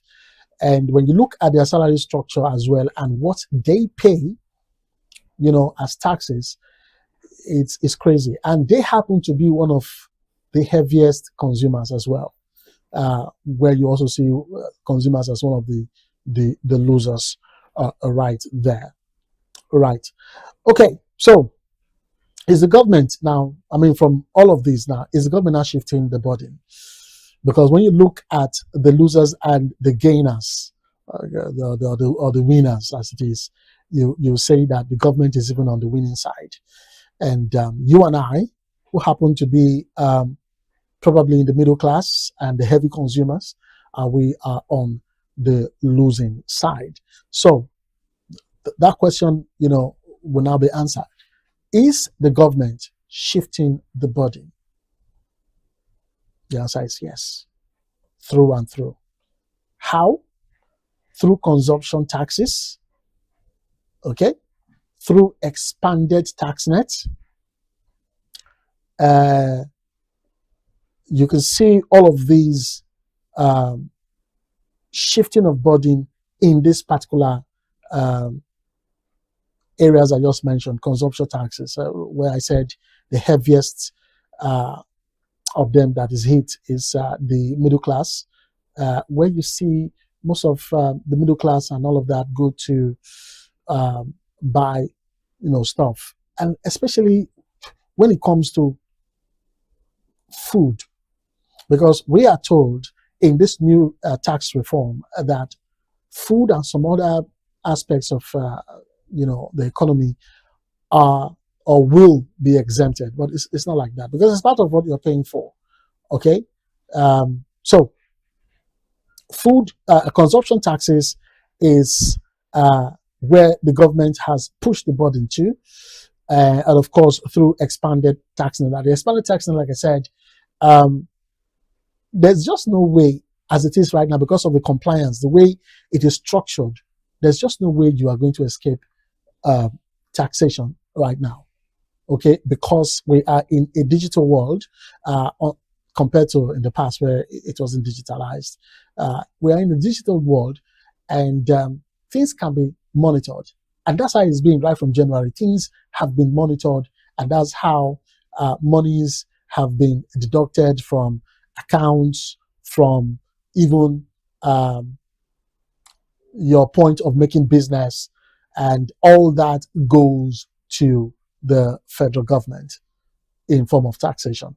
So, but also fixing revenue problem, because as we say all of this, that it's a burden shift to the consumers, to you and I, as a result of the expanded tax net, as a result of the consumption taxes. Yes, what happens is that these taxes, now fix the revenue problem for the government, because, like I said, it's now a form of the government making money, which is known as revenue, and also reducing oil dependency. Now, we said from the beginning that, which is always the case, from time immemorial, especially when it became very obvious that oil was.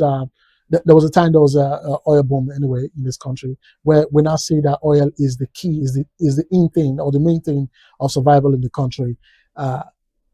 Every government was not depending on what oil brings when we export.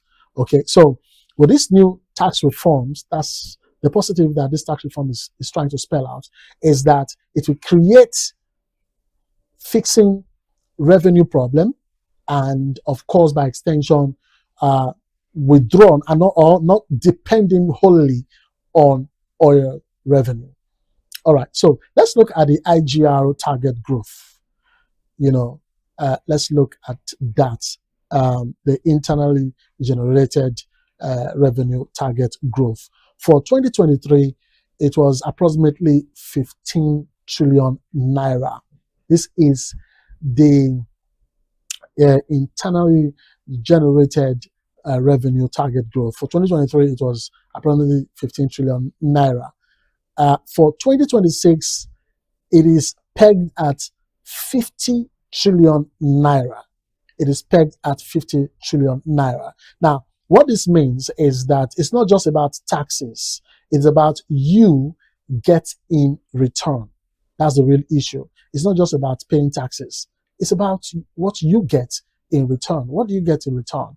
So if taxes go up, but roads, power, and healthcare don't improve, then reform becomes a burden. The question is, what are you getting in return? Since January, that taxes have been paid, are still being paid, what has the consumers or the people of Nigeria benefited? What have they gotten in return? That is the question that the government needs to be answering right now. Because right from January, there's been deductions from salaries, from earners. You understand? So if these taxes go up like we are seeing right now, do we have good roads now? Can we boast of steady power supply in the country, especially for businesses that are paying taxes? What about healthcare? Can we now say that the government has responded in, a good healthcare for the citizens? These are some of the questions that need to be answered as the year rolls by, especially when we will be looking at 1 year after the tax reform. Most probably we'll be looking at the month of June. Okay? This is where the questions will now be answered. But so far, wherever you're watching from us here, we're asking, have you started feeling the impact of your taxation? All right, this is where we draw the curtain on today's edition of Money and Market. And of course, I hope you have learned one or two in today's topic. And just to let you know, you can follow and contact us via any of what you are seeing on your screen right now on a digital space, on Facebook, on X, from a Twitter, on Instagram, on YouTube, and of course on TikTok. Those where you can also get some of our contents and watch us on the go. Also, you can get in touch with us, like I said earlier on, for businesses, for your adverts, for sponsorship deals. You can also get in touch with us via the numbers on your screen, both on WhatsApp and on that other line. You can call or send a text message. And of course, tell us where you are watching us from, wherever you are in this part of the world. All right, I want to say thank you for watching today. Always remember that this is a program that explains in simple terms what money and market is all about. Until next time I see you, stay blessed.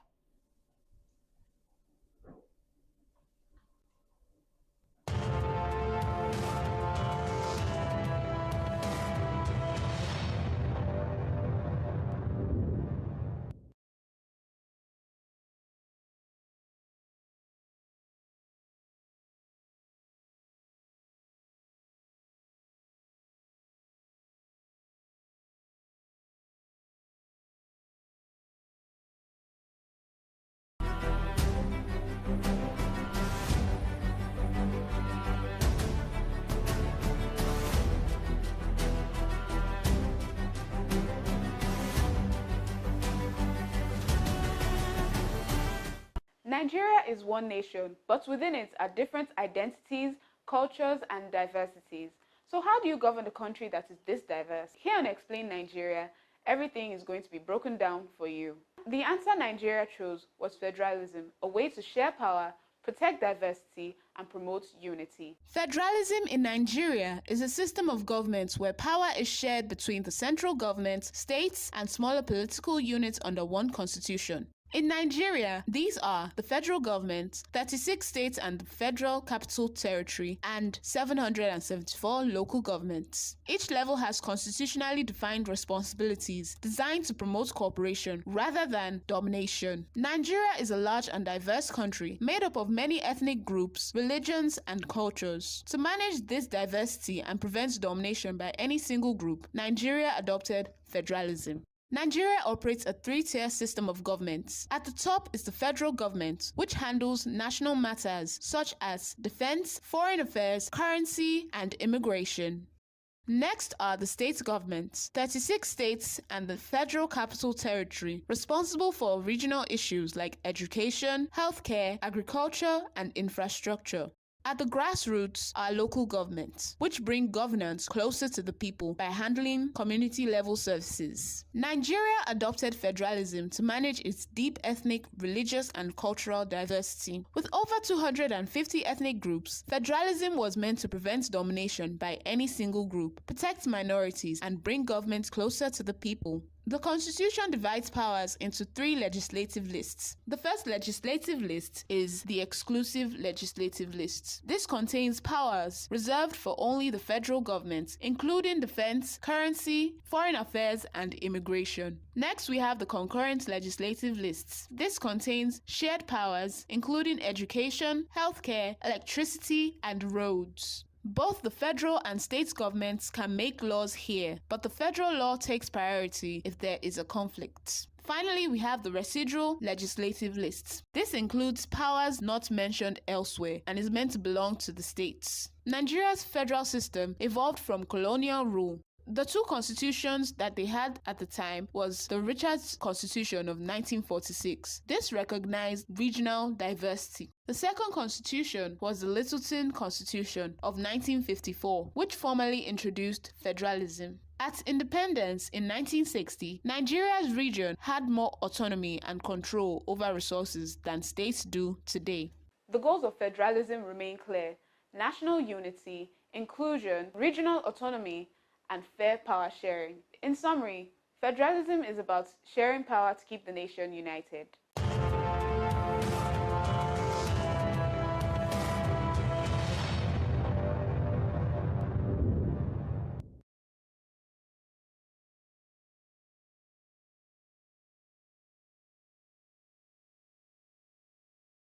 This is TVM.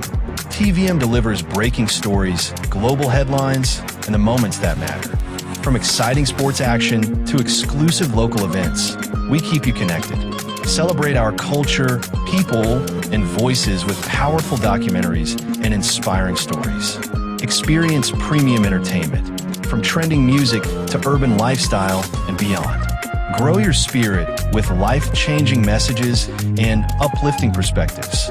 Lead the way with bold conversations, fresh ideas, and thought-provoking shows. Wherever you are, whenever you want, watch TVM on all your devices. TVM, your world, your network.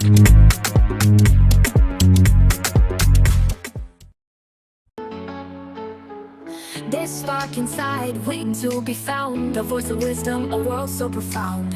Through every question, every story we share, relight the fire that was always there. Step into the moment, let your spirit rise. Open up your heart, open up your mind.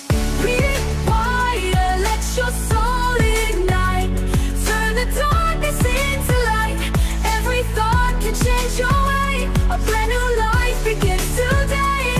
Rewire, the power's in your hands. Together we will take a stand. The mind's the key, the heart's the guide. Rewire and let your spirit fly. Hello, this is Iyovwaye, and I'm your host, Sam Speaks. You know what we're doing in Rewire? We transform mind through investigating belief system. We take the limitations that surround you, your life. You know, in Rewire, we believe that your past, your environment, and your experience cannot stop you from achieving what you want to achieve. So everything revolves around your mind. Remember, a new life begins today. Talking about today, we have someone wonderful on the show. You know, we've been trying to get him for some time to come to the show. He's someone very busy, and today I think the grace of God has really shone on us. I believe it's going to be a blessing to the show and to everyone at large. I am going to do a little background on our guest. He's a business strategist, a public speaker, a mental coach, and also a lecturer. He's someone who believes in Pan-African investment by Africans, and he's the author. He has written a lot of books, but I'm going to narrow down on two wonderful books, One Audacity and Beyond the Banks. So at this point, I am going to roll out the carpet for my very good friend, Mr. Francis Imarabe Jr. Hello, good day. I trust you very well. I'm Francis Imarabe, the CEO of the Wealthcraft Consult, the author of The Audacity and Beyond the Bank, right? So do well to subscribe to the Rewired podcast. Your mind, will be transformed and re-engineered for progress and productivity. Subscribe, send it to your friends, to your enemies if you have one. Send it across. Thank you. Sir, welcome to the show. Thank you very much. You're welcome, sir. Thank you so much for coming on the show. Thank you for having me. TEDx talk, sir. Yeah, it was wonderful. Wow. That's great. That's great. Cool. That's great. We're happy to have someone like you around, because with someone like you, the future is sure for Africans and Nigerians. Thank you very much. Welcome, sir. Bless you, sir. Thanks for coming. Sir, it's December and it's close to Xmas. I think a lot of Nigerians and Africans are actually looking they want to make money. Everybody wants to make money. Down to the street and down up there, everybody wants money. People are scrubbing, thinking of ways to exploit opportunities to increase their financial life. Yeah. And I believe, deep down in my heart, I believe money is not just about the paper. Yeah. It's beyond that. Yeah. So in your book, Beyond the Bank, I think there is so much wisdom there that you want to share to people. All right. Okay. Yeah. This is 1,000 naira. This is 1,000 naira, right? Yeah. Okay. This money, if it crosses Nigerian border, in America, this money is worthless. True. That means what gives true value to what makes this money have respect is the value it attracts or it can get. Right. So that means that currency means the current flows, right? So for someone who is looking at earning, because we have to use the word earning money, or because you don't make money. CBN, the Central Bank of Nigeria, is the one that makes money. They have the legal right to make money. So, but we can use that interchangeably. But on the normal term, you don't make money, you earn money. Yeah. For you to earn money, you must be someone that is valuable. And value is, what you call value is not valuable if the recipient does not see it as value. True. Right? Yeah. For example, some people you can write a book. Some people, what book? Some people, what's there? It's not valuable to the person, no matter how scholastic it is. Yeah. The person's not going to appreciate. But other person understand the value of a book. Yeah. We literally pay whatever money you are selling it to get. Why? Because he knows that the value he's going to get from the book is worth the money he's paying, or more than, as it were. Yeah, true. Right. So value. So when we're talking about value, value must be what the recipients calls value, not what you think value is. Yeah. Right. So to earn money, you must someone that is valuable. And when you are valuable, you not narrow it down to the problems you solve. Africa, Nigeria has myriads of problems. From electricity to healthcare, security. That's to tell you, anywhere you see multiple problems, that's an avenue for you to earn money. Right? Because how do you become valuable, or something is valuable? It means that it can solve a problem on many levels. Right? It can solve a problem. It can make people enjoy life better. You enjoy life better. It can make people experience the award on a greater level. So these are the things that begins to come to your mind when you're looking at earning more. Right? So when you have that mindset, okay, I'm going to be someone who is valuable and I'm going to solve people's problem, you are going to earn more money, and more money will come to you. Right? Don't forget the place in scripture. It said, those who have, more will be given to them. Right? Those who don't have, what they have will be taken from them. Straight up. So when you are valuable on a level, and you've gotten to a level where your value transcend not just within your locality, transcend beyond your locality, right? You earn in that regard too. You understand? So I say to people that when you solve local problem, you make local money. Yes. When you solve international problem, you earn international money. So when you solve global problem, you earn global money. So it's all about being valuable and solving problems. So when we have that mindset and that perspective, it gives us a better view on how to approach it. So you don't begin to hustle, because hustle, that word also means toiling. It also means to take things that are not yours forcefully. So every word have its origin. So you need to understand the origin of it. Say I'm hustling. No, right? You don't hustle. You earn a living. This is what I do to earn a living. So when you use words without knowing them, you begin to live and act in that regard, right? So because that's why it's the culture of hustle that make people go to do things that are not legal to earn. So when it talks about money, you must realize that your most limiting factor is your mindset. So your most limiting factor, what will limit you, is your mindset. There's some people who believe that they can never earn a billion naira in a year. They believe it. Even if opportunity come, they will doubt themselves that they can never. And they won't make move. They will see opportunity as threat instead of something that will elevate them for the next turn. So your mindset is very key. Your belief system is very vital. Right? It's very vital. As I see some people, when year is already coming to an end, that's why you need to audit. Auditing. This is not auditing. So you audit. How have I made wise decision? And I tell people that what makes someone wise is not the fact that the person have not made wrong decision. No, it means that the person have made more wise decision than foolish decisions. So what makes a man foolish is not that the person is foolish every time. No. On some level, the person is wise. It's that the number of foolish decisions he has made compound with compound interest. And compound interest. I like that. Right? The number of foolish decisions is now more than the wise decision. That is the one is foolish. So now is now to audit. How have my finances been going? How have my life been going? Am I making progress? Or am I going to repeat the same error I had this year? Because the truth is, it's just a change. The new year is just a change, it's just a change in the day or something. Thank you for that. Because that time is infinite. True. That's why I always say I'm wasting. You don't waste time. You don't have the capacity to waste time. You are the one wasting your life by the decision you are making. Preach, sir. So you don't waste time. You cannot waste it. It's infinite resource. It's infinite resources. That's true. You can't waste time. So the decision you make determines. That's why when someone is growing up as a child, you can say, okay, my background has to a certain level. But when you get to an adult, you are not your decision. So you can see someone at 40 still making foolish decision because the decision is what makes the man. So you don't. Now it's time for you to audit, because I told my guys, we had a meeting. I said, what do you have? I want to see your goals for the next year. Don't go and bring small goals for me. I want to see your plan for the next year. And I told them, you don't be waiting for January. That's why New Year resolution is one of the most. It's one of the most. New Year resolution. I love that. It's a scam. Probably. It's a scam. You know, I just tell people that when you want to, because it's just check it. Many times after 20 days, many people have gone back to their default setting. Steez don't drop. It has dropped. So I tell people, when you want to do some start, don't be waiting for the next year. First of another year. It's wonderful. We celebrate Happy New Year and all of those things.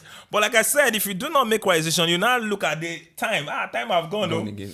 Like I said, next time again, you now be pushing it. But when you have something, set like 5 or 3 goals. Okay. Wonderful big goals. Okay. That will stretch you. So when you set those goals, put your energy into it. Okay. It's better you fail at something that never starts. Okay. Because failure is not failure is part of success. And failure is not an hindrance. No, it's part of success. Okay. And one word by Winston Churchill, he said, success is moved from failure to failure without any loss of enthusiasm. Wow. So he said, I got this when I was a teenager. You know, I read a lot when I was a teenager. No wonder.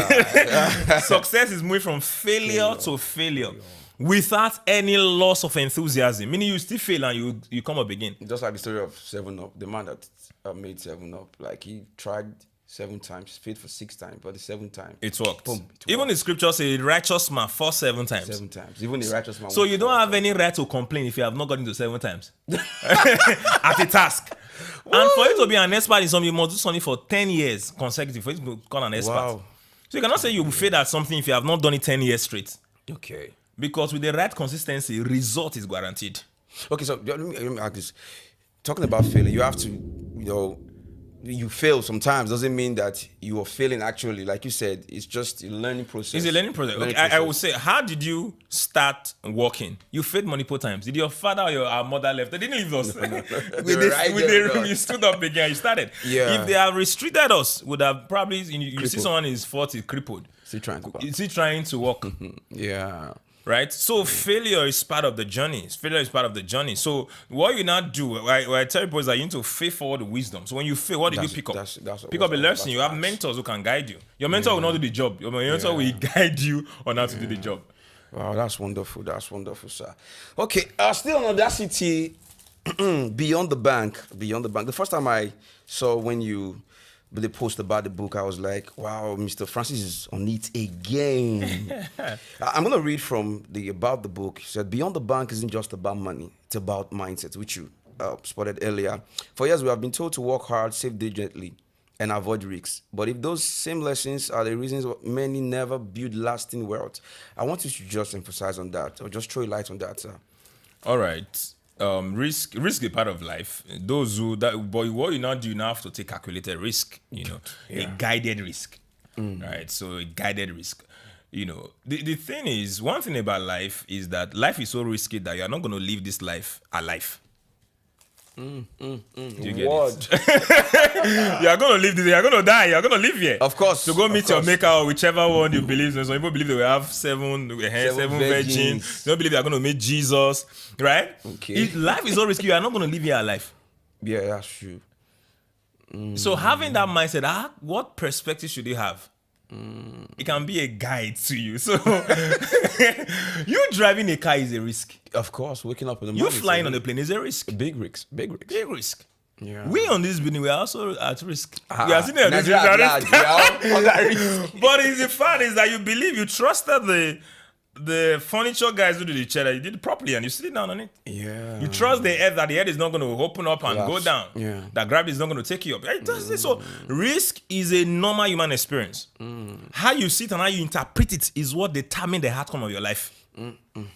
You get it? So risk is not something, and when I talk about leverage too. Some people don't know everybody have leverage. Some people are fine, that's their leverage. Some people are beautiful, that's their leverage. Some people dress well, some people talk well, that's their leverage. I know somebody who's very beautiful, but I won't call her. That's the leverage. And I tell people that, how do you what? Because one of the things we must realize that what separates man from animal is the mind, the thinking of a man. See, the day a lion we stand up, or a goat will say, why am I, a goat will just stand up and say, why am I not on Suits? Why am I not on Podcast Rewire? The day a goat will like, why am I not on Rewire? Any day that goat make that decision, that day he ceases not to be a goat. He now becomes a man that can reason. Check every animal. Every animal has their leverage. Yeah. Lion have his own leverage that it can roar and do all of those stuff. You know, the dove, they can fly. Even the rats. The rat has their leverage, right? What man also have their leverage, the leverage of the mind. Yeah. And see the way man, you know, on a greater scale, all of us were like animals, man, they were just moving. But you know, so man are improved. Yeah. Oh, donkey can be used as a form of transportation. It was at the time. Yeah. Oh, they elevated. Oh, Chariots. cars. Oh, now planes, private jets.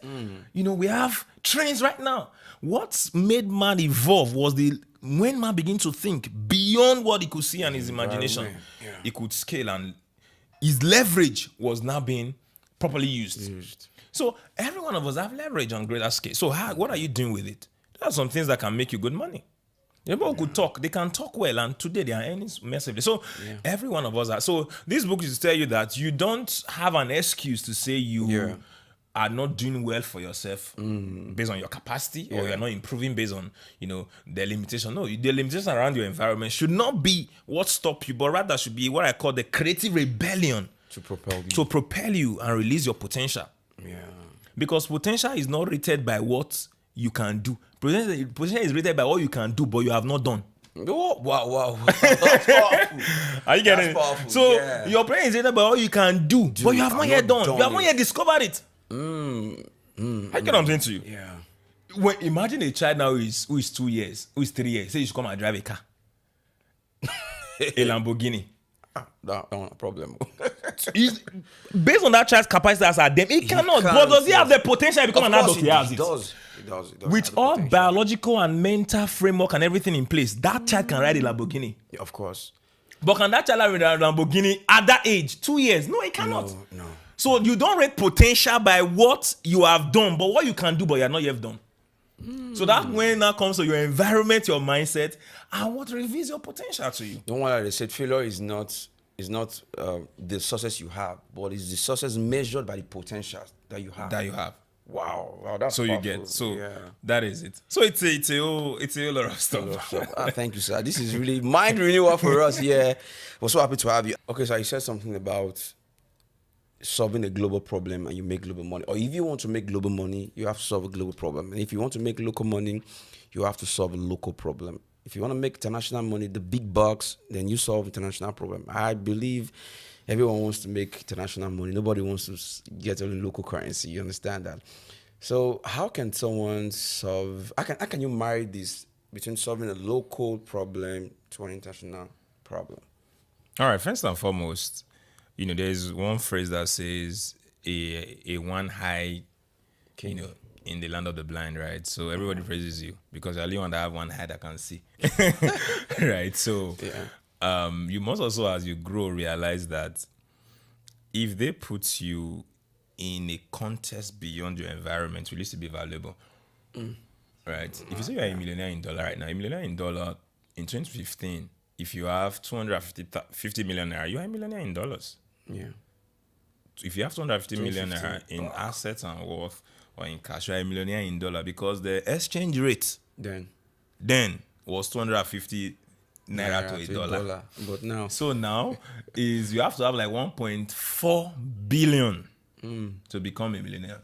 So if you were being praised a few years ago within your local, just a couple of less than 10, less than 7, 8 years, life has changed. Many people are no longer millionaires. So you cannot say you are something if it doesn't stand the test of globalization. Okay. Like the sun. The sun is sun in Nigeria. It's sun in the US. It's sun in the UK. Same sun in the UK. Yeah. So if you say you are a millionaire in Naira, if we put you in China, you should be a millionaire there with their currency. So if it doesn't translate, it means that there's something wrong. So you must begin to think beyond the border, beyond your current capacity. Yeah. Right? So do you get? So you must have that mindset of someone. You are not using Nigeria template. Yeah. That can be a start point, but Nigerian template must not be the standard. Yeah. Of your assessment or your basement of assessment. If not, you fall short. Wow, that's powerful. You get so you must begin to have that mindset first. Yeah. Is key and paramount. Key first of all. Then you also begin to reminisce. There are problems everywhere. Education crisis all over the world. So when talking about education, I'm talking about education as in 4 walls of university. No, that word education, it's from the roots word educo. It means to bring out from within. It means that when you say you are educated, it means that the latent potential you have in you should come brought up. Out. Wow, that's so if powerful. It's not brought up, you are not educated. You are just schooled, and school have curriculum. Yeah. Every school have curriculum. They are training you. You are in university, whichever university you are in all over the world. For the 5 years, the reason why you are trained for that 5 years is to become a lawyer. So become an engineer. That's the curriculum. So they are training you to become an expert in something. Yeah. Are you getting it? Yeah. So you must realize that education is beyond the 4 walls of the university. That can be a start point, but it's beyond that. Yeah. Like today now, are there not people who are learning? Video editing is a very good skill. I mean, contemporary Nigeria University offers such. Content creation as a course. As a course. So Trust me, if we have a university that does that in Nigeria, they can take a leap from me. Trust me, many people will go for that course. You're right. Because they have realized that the usefulness of the content creation in the context of the economy we are in. Yeah. Do you get? Yeah. They have content creators all over the Nigeria and the world making a lot of money. But every Nigerian is a potential content creator. So are you getting it? So yeah. people are not realizing that. So I can go to school without due respect to study this course, but there is no employment or job for me. Yeah, so I have to bring something within. So education. So all of these things started from. So education is to bring out the best from within you. So not just the 4 walls what you study in school, because many times the curriculum we're even using in school now, some of them are outdated on the Nigerian and African context. They cannot even serve our they cannot serve our current environment. There's porosity. So if you say you are educated, it means that the latent potential you have in you is coming up. Yeah. Do you get? So part of education is realizing that there is enough in you that needs to spring out for the world to see. Yeah. So from what you said, I'm going to marry to identity. Because before you have to bring something inside, you have to know who you are. Yes. I think every human being on the earth has something, has a potential. Everyone wherever has their own intelligence they have on the inside. So I think this has to do with the identity, because I think identity is the force that holds everything together. So before I can be educated, like you said, is bringing out something from me. So that means the education also, the education institution also plays a role in helping me to know myself, helping me to identify who I am. But if you see most of the educational system in Nigeria today, I don't think they're really doing that. All right. Everything we are today, it's decades and years of mental programming. Do you get? You see, they will say it's better for you to raise a child than repair an adult. Yeah. Even what many times we call generational curse is not many times literal curse. Is old pattern of doing things that you are sticking with. Generational ignorance. You get? My forefathers were like this. I would do like this. You get? And one of the finest definition of tradition is actually peer pressure from dead people. Okay, come here. Pressure from dead people. For example, we have many cultures in the world. Okay. This is the way we have been doing it. But the way you have been doing it has not been producing results. It may have produced results and stopped based on the timing. Yeah. But now it's not producing results again. So there have to be a change. You have to be flexible. Yeah, you have to be flexible. So for us to say we're talking about it, we must talk about a total mental re-engineering. Yes. And it has to start from the home. It has to start from the kind of things we consume. Okay. Today, people cannot even sit down to read good books. Reading a book is not the same thing as, a clip. It's not the same thing. Yeah. And the way it is now, you have different avenue. You can even have audiobooks. Yes. You have podcasts, good podcasts that can help your mind. Like Rewire. So it has to be a total mental re-engineering. Yeah. Right? Because everything we actually is a compound effect of whatever we have been building upon. All these years. It's true. Do you get? Like some of us, even mental beliefs that we have regards finance, our parents will tell us money doesn't grow on a tree. Money is hard to get. It's hard to get. You know, those things are mental blocks. Blocks, yeah. That's kept Why us the rich, bondage. why the poor will say we cannot afford, the rich is saying, how can we? What can we do? Because when you say, how can we afford it or how can we get it done? It opens your mind to possibilities. But when you say it cannot be done, it blocks your mind from seeing possibilities. So with that, you are not limiting yourself. Yeah, you just want to play safe. You want to play safe. And nothing grows in comfort. True. The comfort zone is the dead zone of many dreams. You get? So nothing grows in comfort. Okay. Except your dreams that you never really worked on. So that's why I even wrote the book. That's it. You have to get big things done. Be daring. Life is for the daring. I'm not trying to come to audacity. So it's all about, mindset. It's all about, network, relationships. Those things are vital. Those things are vital. So when for example, David Adeleke, he was saying that when they went to give birth in the hospital, it was Dangote that drove. Are you seeing the array of network that have been building, relationship that have been building for years? So those guys have a long-standing relationship. Yeah. So relationship is really it's really key. Yeah, it's like a I leverage. tell people that if you cannot leave your house now and go anywhere in the world and you are comfortable, you don't yet have network, you have playmates. You cannot leave Nigeria. Let's say you cannot go to any states in Nigeria now. You don't need to pay anything, just your bag and comfortable. You don't have network, you have playmates. And we don't want playmates. And the thing is, because relationship is very vital. Networking is very vital. Relationship is very vital because nothing opens you to a new possibility than relationships. That's powerful. And that's why we say so. That's why that's saying that nobody should pressure you. You are not ready for life. Have you seen gold in rod form? No. Nobody will love gold in its raw form. Exactly. Nobody love crude oil in its raw form. It has to be processed. It has to go to the refinery. Temperature, the right pressure, removes impurities, and bring out your latent potential inside of you. Brings it out.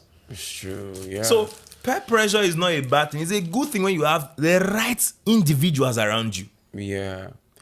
I can relate what you said. I think when we started Rewire, there was one time like it's one problem to another, one difficulty, one ordeal. At one time I like, let me just pack up, let me just read. But today, I don't know, somehow, God just keep bringing. Anytime I tell myself, okay, we will do this, the resources just come and the personnel just come. That's the way. One of the ways I get things done. You see, people wait for perfect timing. Never achieve great stuff in life. Is there anything like perfect timing, sir? It's not like perfect timing. It's only when it's not comfortable. Perfect timing is an excuse for when it's okay for you to launch. It's also sometimes you running away from you being criticized. You're right. What would people say? Yeah, I can relate with that. Is where dreams have been packed. Packed up. Wow. Is the parking lot of dead dreams. What do people say? Is the parking lot of dead dreams. So when the right time comes, there is never. When you are ready, on many levels, you are late. Hey! I want to be ready like this. You are already late. Have you not been amazing to you that there are sometimes you say you want to do something, you procrastinate, and in less than maybe a month or so, you're not someone doing the same thing you have. Because this is where it's run by vibration. Thought is moving at the speed of light. So if you don't leverage it, other person will do it. When we wanted to start Rewire, I think a promise on the background. I think Rewire took almost like 2 years before we launched. 2 years. We were just talking. Every day we were talking. And I think what he said, I could relate with it. At one particular time, we were like, the time has not come. Time has not come. When? Do you know one thing that I feel some people that even they fail, they are moving forward. Yes. You see, those people can never be stopped. Yes. Depression will always be far from them. Motion. Yeah. Motion and action. We beat in action every time. Motion, action, beating action every time. I get what I'm saying to you. So people are always, you're always having things you're doing, always having product, service, stuff you're doing. Yeah. Nobody will see your back. See, it's better for you to get on the way you are learning and adding than just stay. You to never. The way the world is run is by doers. Yes. Doers are those who make the world work. Doers, givers. Not just talkers. Not just talkers. They didn't talk this mic into existence. It was craftsmanship. It was a work. They did it. They didn't talk this. I didn't talk this. No. You have to sit. You have to write. Something. Yes, you have to put your brain. You have to do the work. It's a lot. Wow. You're not going to edit this thing. This thing, this stuff. They're not going to edit it. But we go edit and we go edit and no. Get out to work. Get out to work. Yeah. Do you get it? Yeah. That's why that word perfection is an illusion. There is no such thing as perfection. Okay. The day everything on this earth will be perfect, the earth will cease to exist. That's the end of the earth. That's the end of the earth. Why do you think iPhone? I even heard that they are bringing iPhone 18 now. When 17 is still trying to get used to because the imperfection of 16 was what gave birth to 17. 17, that's true. There is nothing as special, nothing as perfect, nothing as perfection. It's an illusion. Yeah. Right? So what you aren't trying to do, get on it. Put all your energy into it. Fail at it, stand up, go again. Like I said before, you don't have the permission to complain if you have not failed on a task for 7 consecutive times. And in all those times you are picking up lessons and learning. So you don't have right to complain. Wow. Scripture says righteous man for 7 times. 7 times. Even there's a Japanese proverb to that regard. That's it. That's it. Wow. That corroborates that. Yeah. Because that book is ancient. It's a book that passed the test of time. Time to time, yeah. So, and people have used principles there, proven it over time that it works. Produce something. Yeah.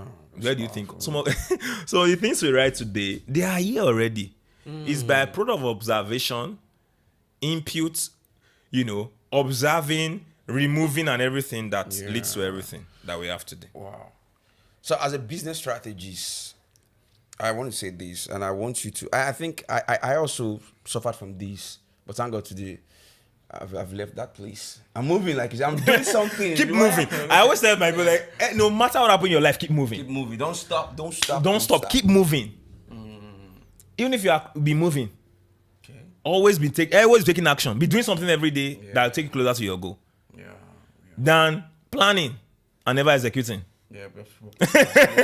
So people are still planning. They've never done anything. Yeah, I know some friends who have been planning before they had a child. Now they're almost grandfathers. They're still planning. They're still planning. So that's planning. Planning is good. They have its place, but planning must be backed by action. It's because it's by doing, failure, learning that you get it. Why are people afraid of that action part? It's a problem for a lot of persons. It's a programming issue. It's a mental programming. Is also our school system that programmed us has also have a part of it, right? They will say if you have a D, people fear failure a lot. Like their results FA, EFCC. You know what I mean? When they say you fail, there's that stigma that cannot come to you. You fail. You not translate that you failed in life.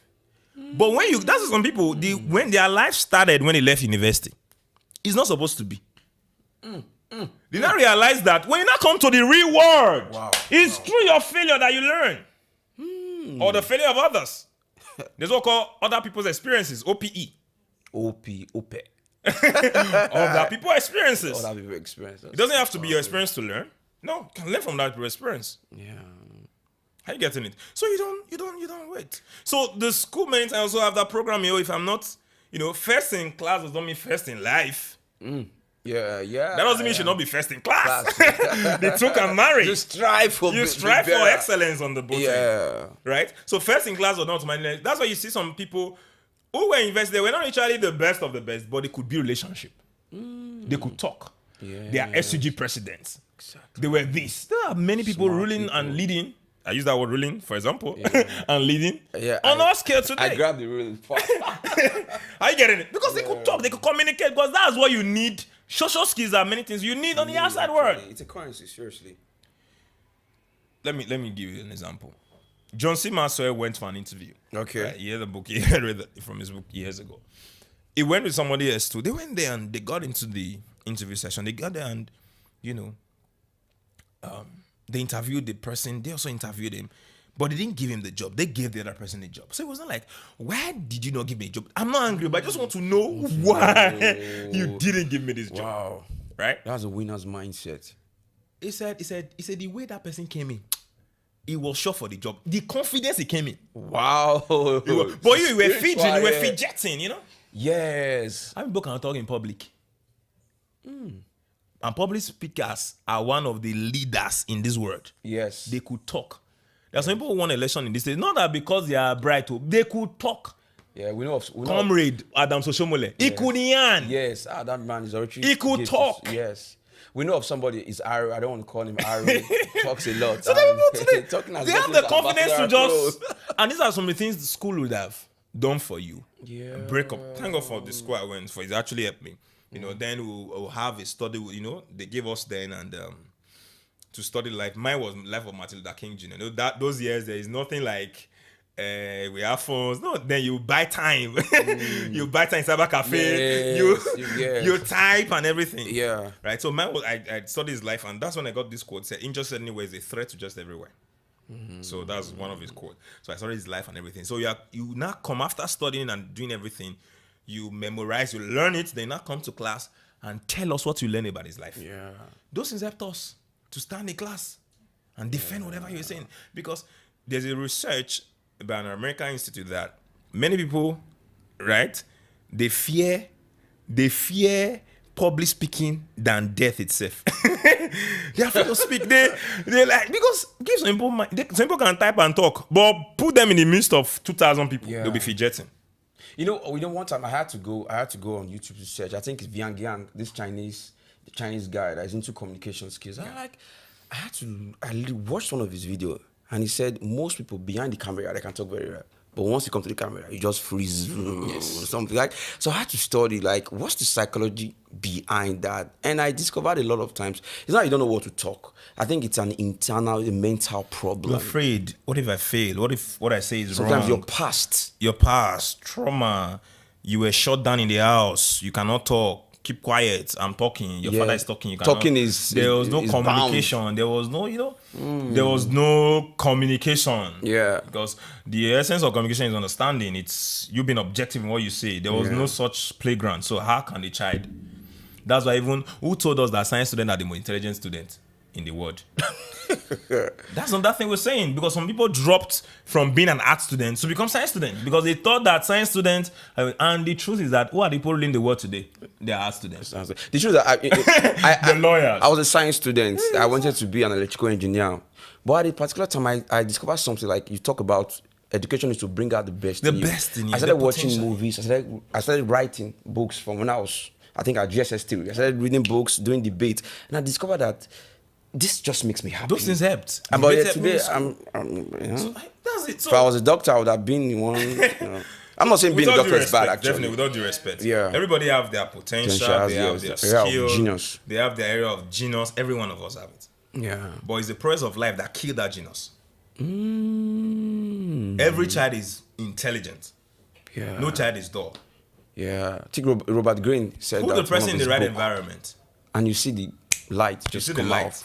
We have people who were going to school in Nigeria. They were in back. When they got to United States, they went to have first class. Yeah. Because you're in an environment, you are doing TD break. You're supposed to go and relax and come and be lectured. Exactly. But yeah, you just cram, copy and paste. Without knowing the fundamentals of how things work. Because that's about fundamentals. So if you don't know the fundamentals of how things work, there's what's also called the first principle. You can't build anything. Yeah. So we lost those things. Just copy and paste. Wow. And you can be failed for not giving the right,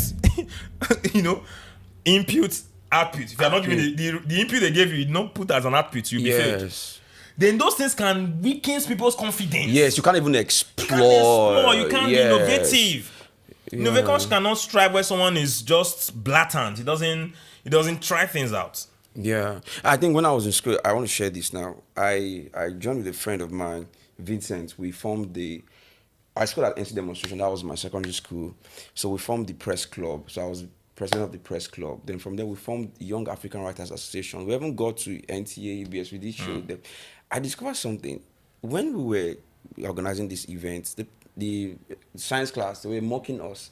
They were laughing at us. I can tell you today, I know a lot of friends because I left science class at SX2 when I was about to take my WAEC exam. Yes, my dad said, no, that you do the exam again. And my proprietor called him and said, have you ever watched your child? So down to parents, I think we parents, we don't really observe. I think we have this mental program from our forefathers that just go to school, get me certificate. No, it's more than that. Now look at what I'm doing today. And I think because education can be your passport to greatness. Yeah. It can be. Yeah. Even through the falls of university, you can be. It can be, yeah. If that's within the context of a genius domain, you can be. Yeah. You can become scholastic. We have people who have done that. So it has to do with a whole lot of programming. A lot of programming. So you bringing a child to this world by production. Yeah, it's not enough. It's not enough. It doesn't make you. That is not the more valid reason to say you are a parent. Yeah, that doesn't make you a father. Yeah, animals can do that even better than us. They're even more potent. It's you guiding that child to become the best it can be. Wow. So as a parent, you are the first. You are the first teacher. The first university. University. That's why your children with what you don't. Let's say a child, you don't tell them. They see what you are, what you're doing. Yeah. That's what they replicate. They learn by watching, not. If you want them to read, you be reading. Also be reading to them. Be someone who's scholastic. They will also pick up on greater levels. So it's all of this programming mindset. It started when we were young. So we have to get it right as parents. We have to get it right as people. Yes. We have to be very intentional. Yes, that's why we need books like this. Yes, that's many more that we are writing. You see, I want to advise if you're not someone who loves to read. 2026, there's no new year for you. Honestly, I'm saying that. Yes, honestly, I'm a product of books. Yes, I do research a lot. Yeah. I do research a lot, and through books, through podcasts, through videos on YouTube. Don't just be someone who wants to say, okay, I will do it. You have to. I mean, at least one book a month, at least. Get a book. It's all your busy schedule. You can. Wow. It's possible. It's there by intentionality. When you're intentional about it. So how can they get your books? All right, there are different bookshops you can get it. You can reach out to me on various social media platforms too. Okay. You can get it on Amazon too. So yeah. Okay. Can you call out your social media platforms so if someone? Okay, Francis Imariabe Jr. on X, that's Twitter, on Facebook, and on Instagram, and also on LinkedIn. So same name. That's good. You don't have a YouTube channel yet. Something on the pipeline. Pipeline. Francis Imariabe is the convener of Dubav Conference. Yeah. It's a powerful conference. I think you just ran it up the last edition that November. Yeah, November. So I think Dubav is dominating in finance. Dominating in life, business and finance. Okay, This is TVM. TVM delivers breaking stories, global headlines, and the moments that matter. From exciting sports action to exclusive local events, we keep you connected. Celebrate our culture, people, and voices with powerful documentaries and inspiring stories. Experience premium entertainment, from trending music to urban lifestyle and beyond. Grow your spirit with life-changing messages and uplifting perspectives. Lead the way with bold conversations, fresh ideas, and thought-provoking shows. Wherever you are, whenever you want, watch TVM on all your devices. TVM, your world, your network.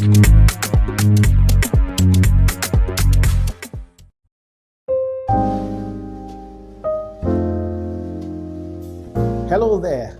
Welcome to today's episode on Men's Workroom.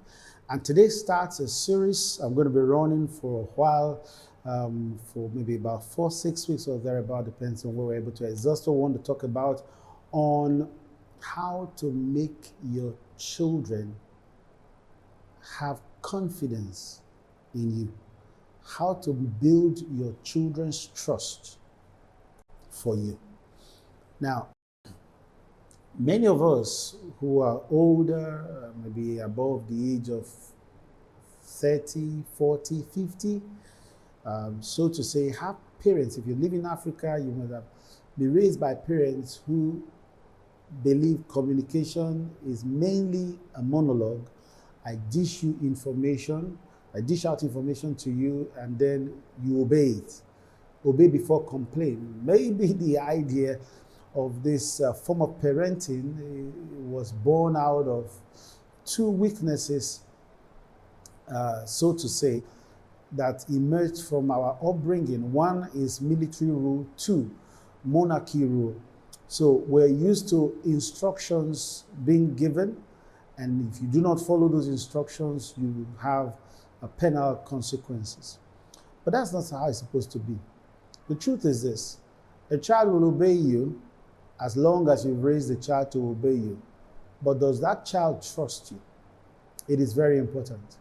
When your child trusts you, it means they come naked all the time, even as adults, and are not ashamed before you.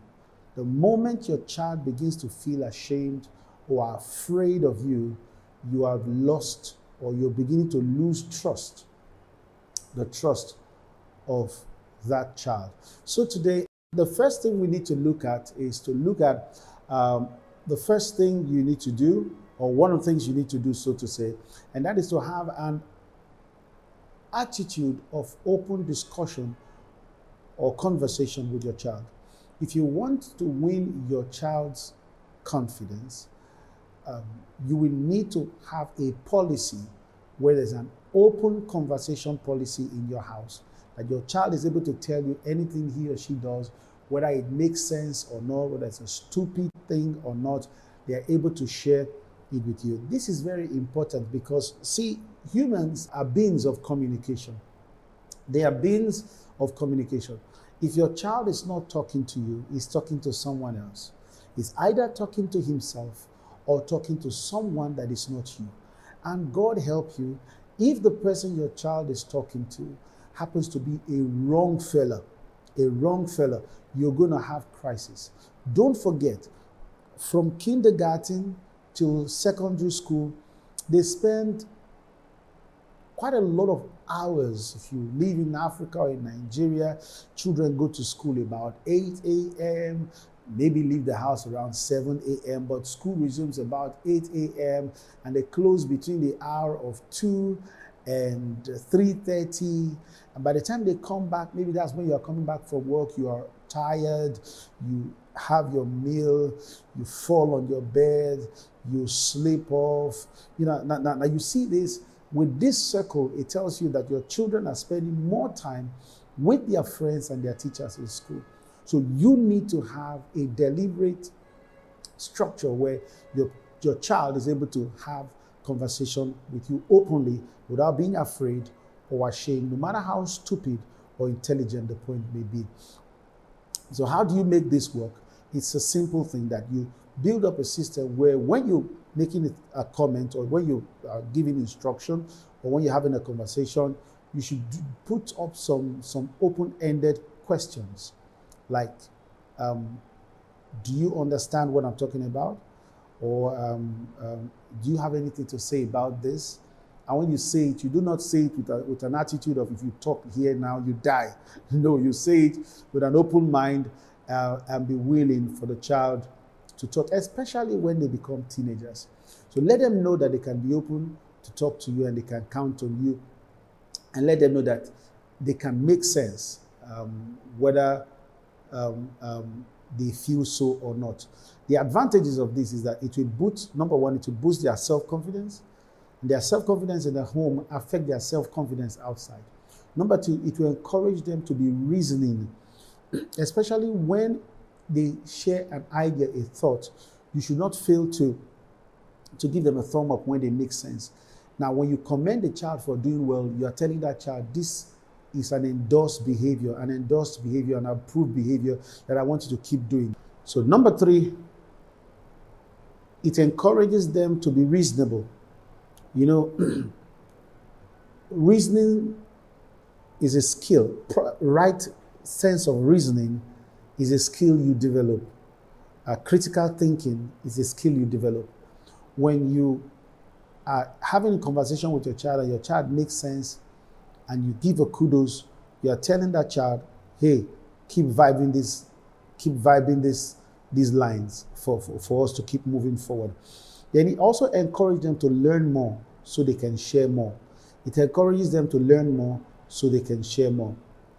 I like to talk to, my wife and I, we have 4 girls. And these girls are so sharp. Every time they engage you in conversation, One time I told my wife, I said, the time for us to start listening to them more is now, because they are reading books that we don't read.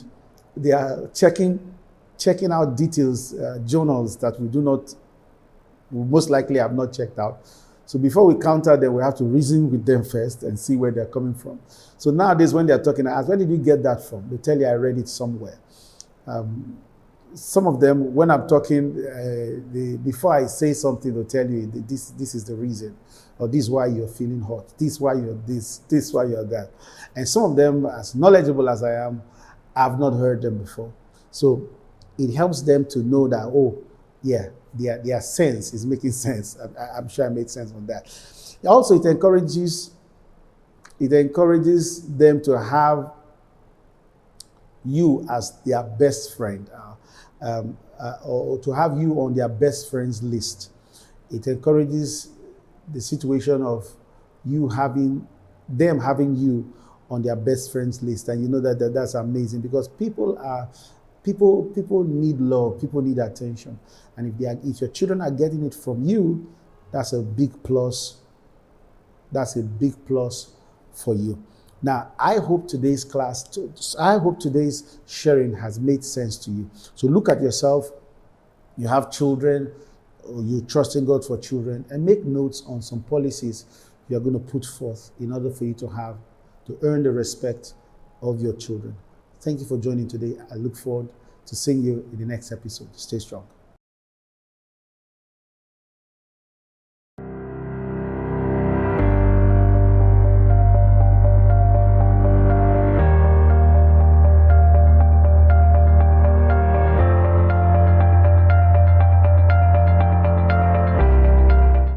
Can you introduce yourself and tell us a bit of your background into software development? Okay. My name is Paul Okodowa, and I've been working in the software industry for, say, almost a decade now, 8 years to be precise. And so my introduction into tech was not so straightforward. It wasn't so straightforward. So I started from customer service all the way to customer success, and then I moved to content writing. From content writing then to learning software engineering. So software engineering to content creation, like educational content creation. And that's where I am now. So it's not been a very, very, very straight journey. But I think my introduction into tech started when I started learning to build websites at the beginning, WordPress and the rest, trying to do. Okay, it was HTML. Okay, I think I'm getting it now. I was teaching in a school where I teach people how to design with CorelDRAW, Microsoft Word, those other stuff that we have those days. And there was this book in the office, and it has this how to build a website, very big book. It's from those O'Reilly, I think O'Reilly's how to build website. And I can remember that the first website there in that book was to build a website for a football team called Carnington Cougars. That's the name of the football team. And so I was following it bit by bit, just going through the HTML bit by bit. And I kind of really got interested because it was very easy to just translate what's inside the book all the way to the PC. That was my first experience trying to build website, and then went all the way to Dreamweaver. Dreamweaver was a terrible software though. So I went all the way to Dreamweaver, and then it was from Dreamweaver, just kept on learning, and then YouTube became very popular, and jumped into YouTube and started learning as much as I could. But it was, for the job part of it, it was majorly from customer success. So I didn't just go all the way to website, because I really did not know anything. I had the knowledge, but I really did not know how to put it into use. But I was doing customer success for a tech company. So that's how we just kept on going.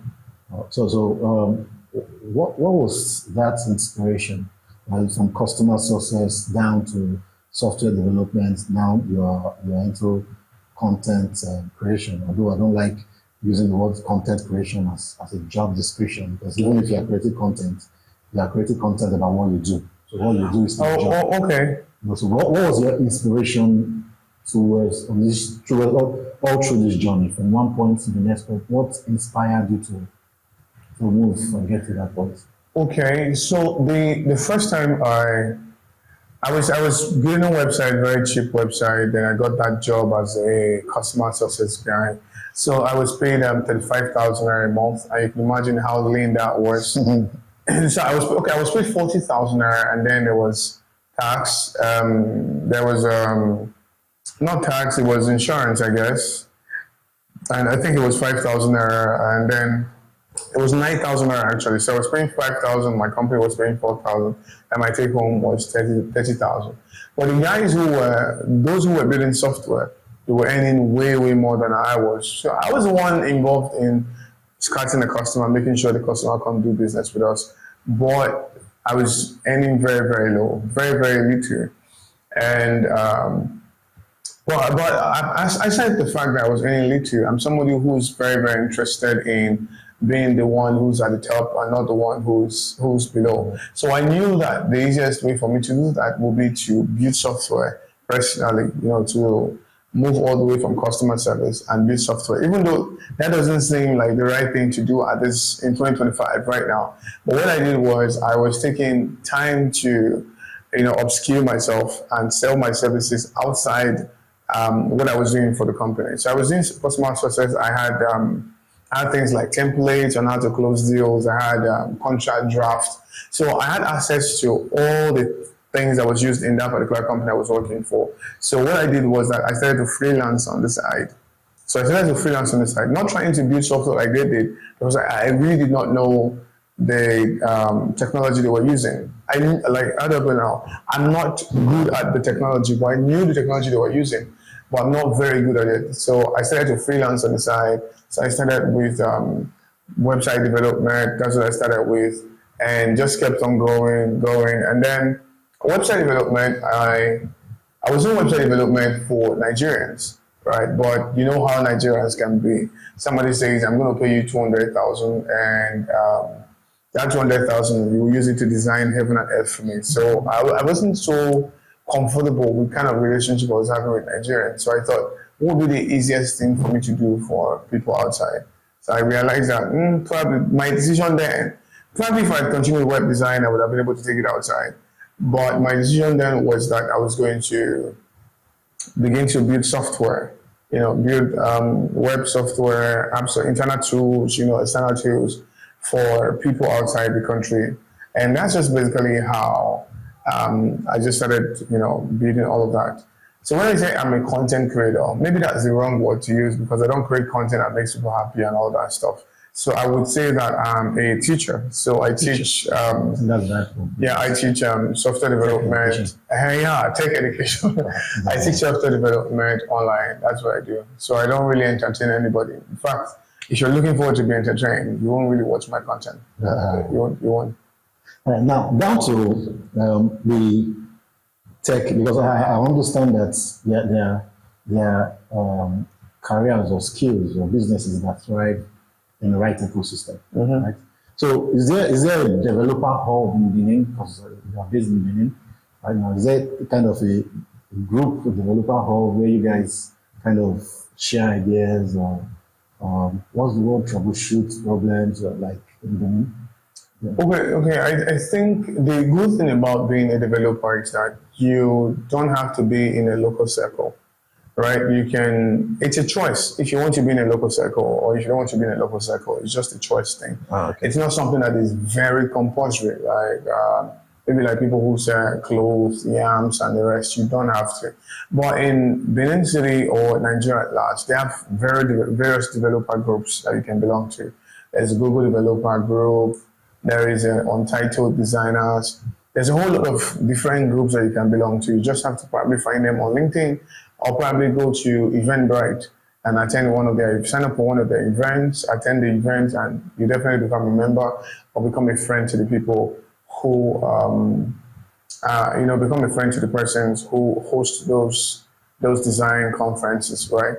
But for outside, you can just really start from Google searching. So people are very I think the tech community is one of those communities where people encourage you a lot, even though people can still discourage you a lot. Because when you see people getting a lot of results and you're not getting that result, it's discouragement.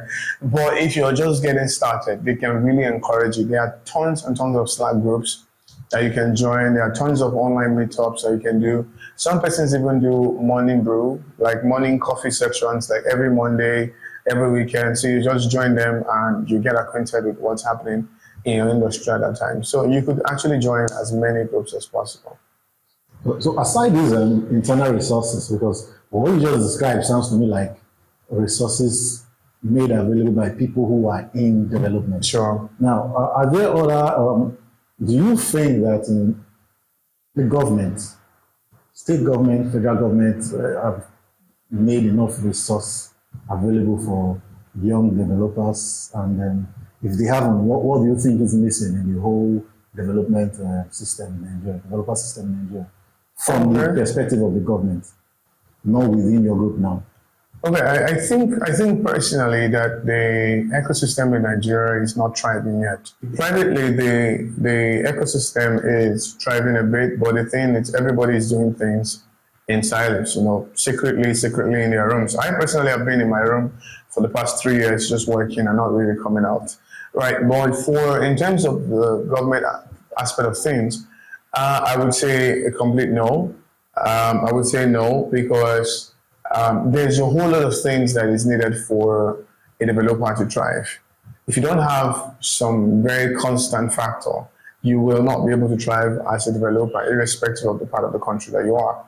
For example, if you do not have light, you will not be able to thrive. It's your productivity is directly proportional to how much light time you have and how much network you have. There's sometimes I'm working personally and network just goes off.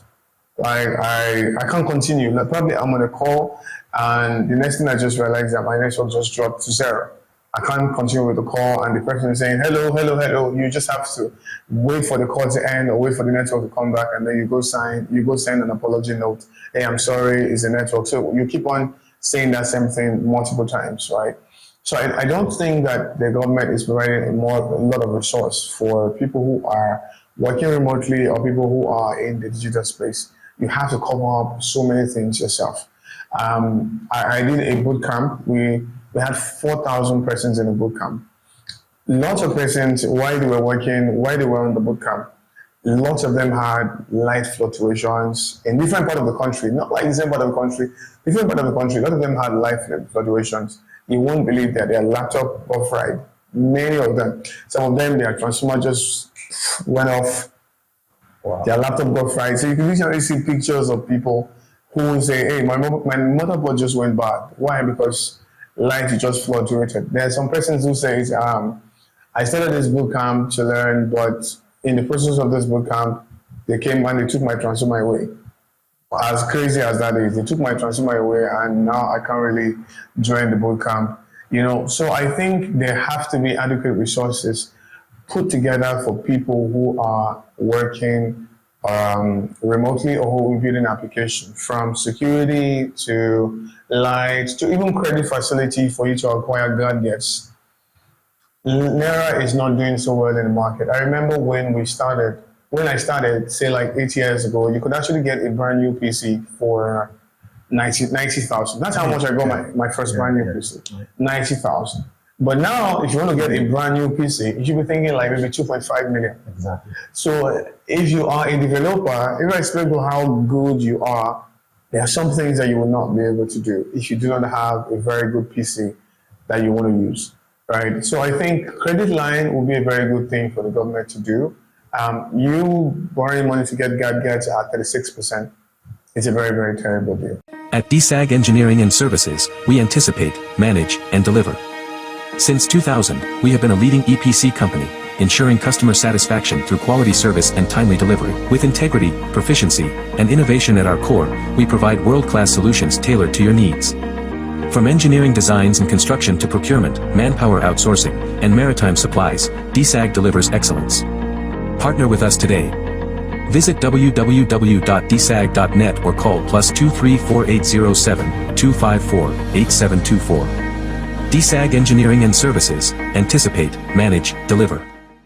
Welcome back to the concluding part of this conversation. And before we went on that short break, Engineer Poye was telling us about the difficulty or what the government can do to make it easier.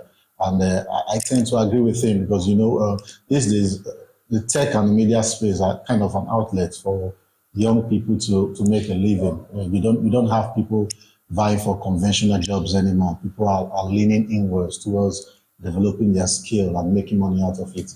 I for one, I can attest to the fact that it costs a whole lot of money to get power for production purposes for a day, to get data for a day. So it's actually crazy, to spend 15,000, 20,000 naira a day just for fuel to power them because there was no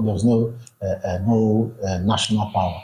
And meanwhile, you still pay for those. And there was one other thing too that I would like to chip into. There is also the difficulty in payments. Yeah, it's one thing I've noticed. We go through a lot in this country. Yeah. You want to buy something online outside the country, you go through hell to pay your money. It's not like you want to take somebody's money. Your own money that you have to pay for a product or pay for a software or pay for something or plugin or whatever it is, you go through hell to get it. I don't know what policy operates that, but man, it's not fair to young developers. It's not fair to young tech people. So thank you for being with us, Engineer Paul. Yeah, just want to chip in on that idea.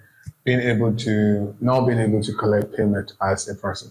So, if you are a freelancer or you're a tech person who's based in Nigeria or maybe other third world country, especially in Nigeria, you will find it difficult to make payment and accept payment. I think there are a lot